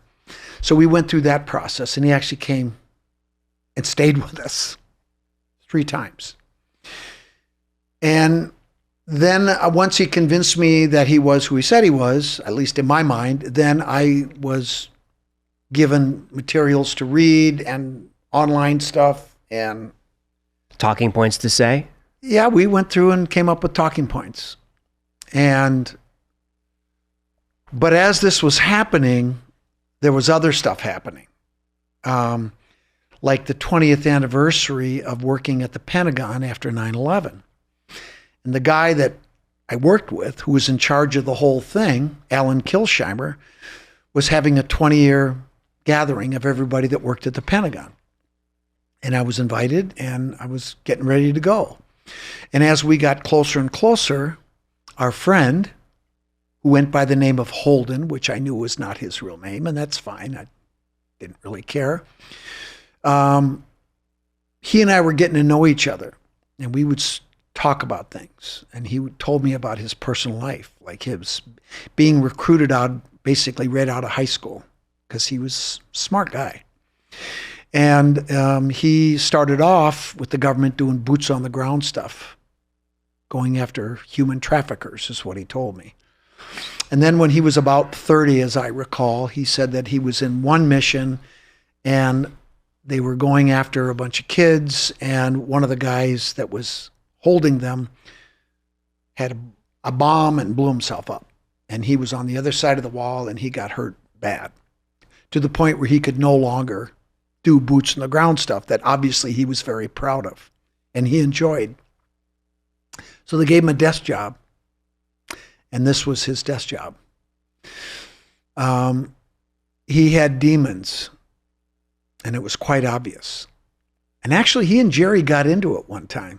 Really? We had Jerry over for a dinner one time, and it got ugly. What happened? Well, what he was doing was he was telling me that what I saw at the Pentagon and my close friends that were the first guy in the building, a structural engineer that was one of my best customers and one of my best friends, Leo Titus, who went in the building before the search and rescue and the dogs went in to make sure the building was safe so they wouldn't get killed. Right. And I have all of his photos. And he tried to tell me it wasn't what it was. And he fucking pissed me off. And this is 3 weeks before the anniversary. Well, what was he saying it was and what was it? He was saying it was a missile when there are people that are no longer with us. There were bodies that were found blown out of the building. Pictures that Leo took. He was there for 7 days. Once he was there 40 minutes after the impact. And we talked about it when we got together at the reunion. So I almost punched him out. Ask Janet. She'll tell you what happened. So we had a falling out. He was trying to manipulate me. Yes, he was. And I said, fuck you. Good for you. Because I don't trust this disclosure narrative that's being pushed on us now. Well, and that the last time I talked to him was probably 3 years ago. So this went on for about 4 years. But that didn't turn me off to the ET thing. And then all of a sudden, right as he's going out the door, this comes in the door. This is wild. Yeah. This has been my journey. This has been our journey. And yeah, I mean, the thing is that I don't, there have been days when I'll talk to Janet and close friends and say, what the hell's going on? Why me? And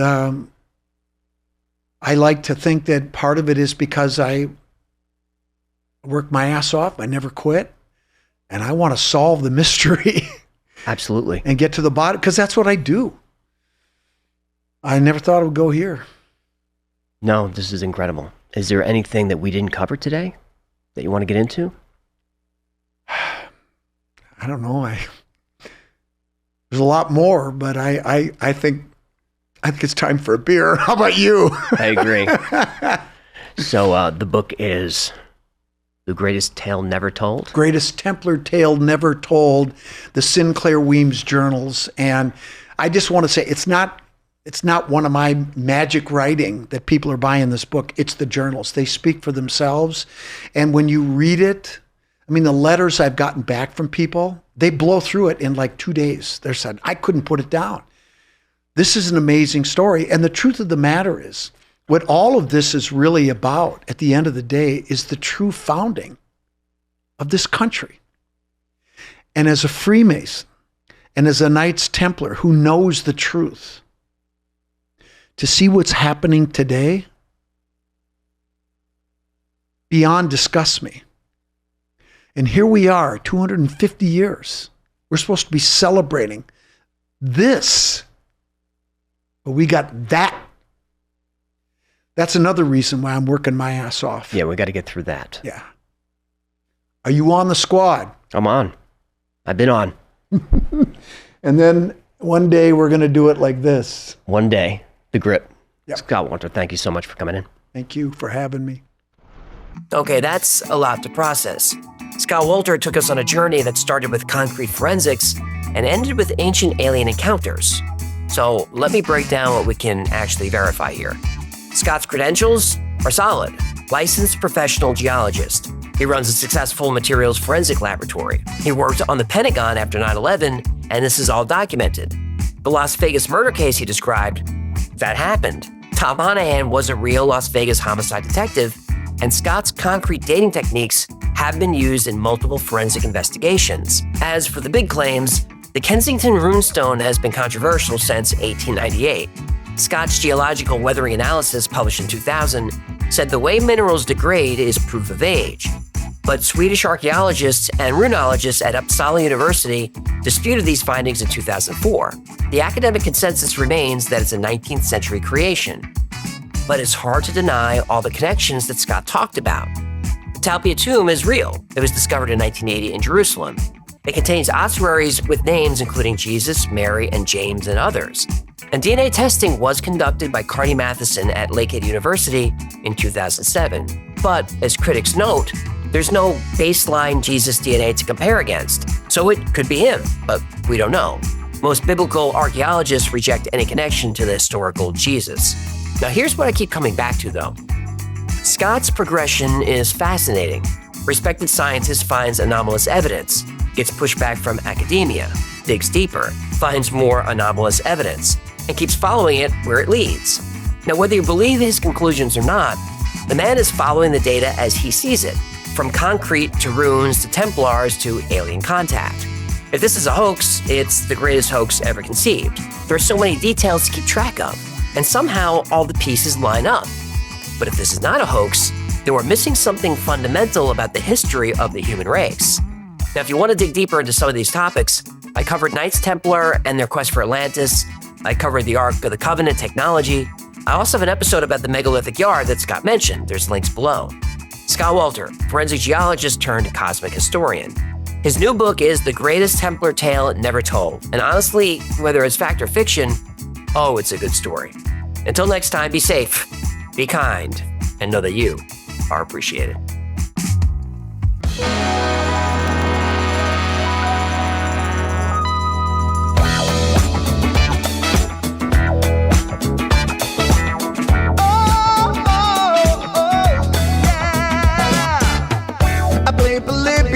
In Area 51, a secret code inside the Bible said I would.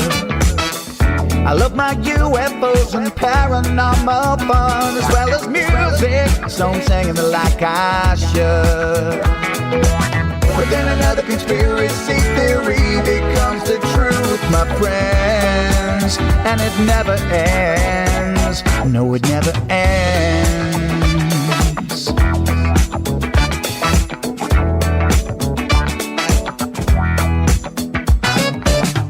I fear the crap cat and got stuck inside Mel's hole with MK Ultra. I'm being only too aware.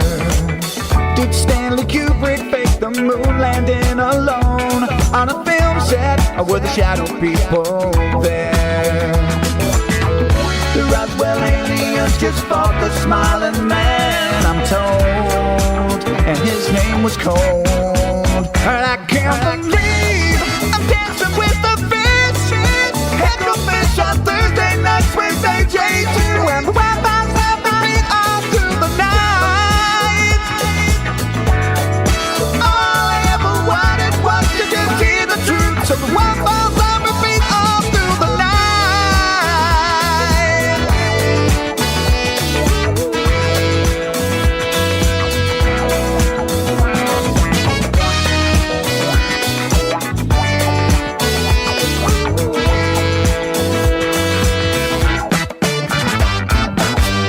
The Mothman sightings and the solar storm still come to Agatha, the secret city underground.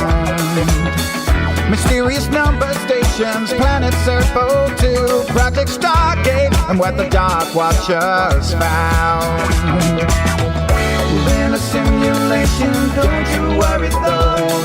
The Black Knight satellite, it told me so. I can't believe I'm dancing with the fish. Heckle fish on Thursday nights, Wednesday J2, and Wi-Fi's on repeat all through the night. All I ever wanted was to just hear the truth, so the Wi-Fi's on repeat all through the night. Heckle fish on Thursday nights, Wednesday J2, and Wi-Fi's on repeat all through the night.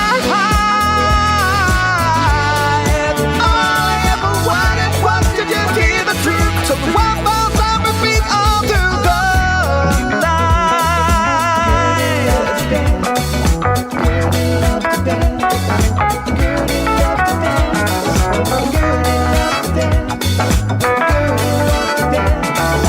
Gertie loves to dance.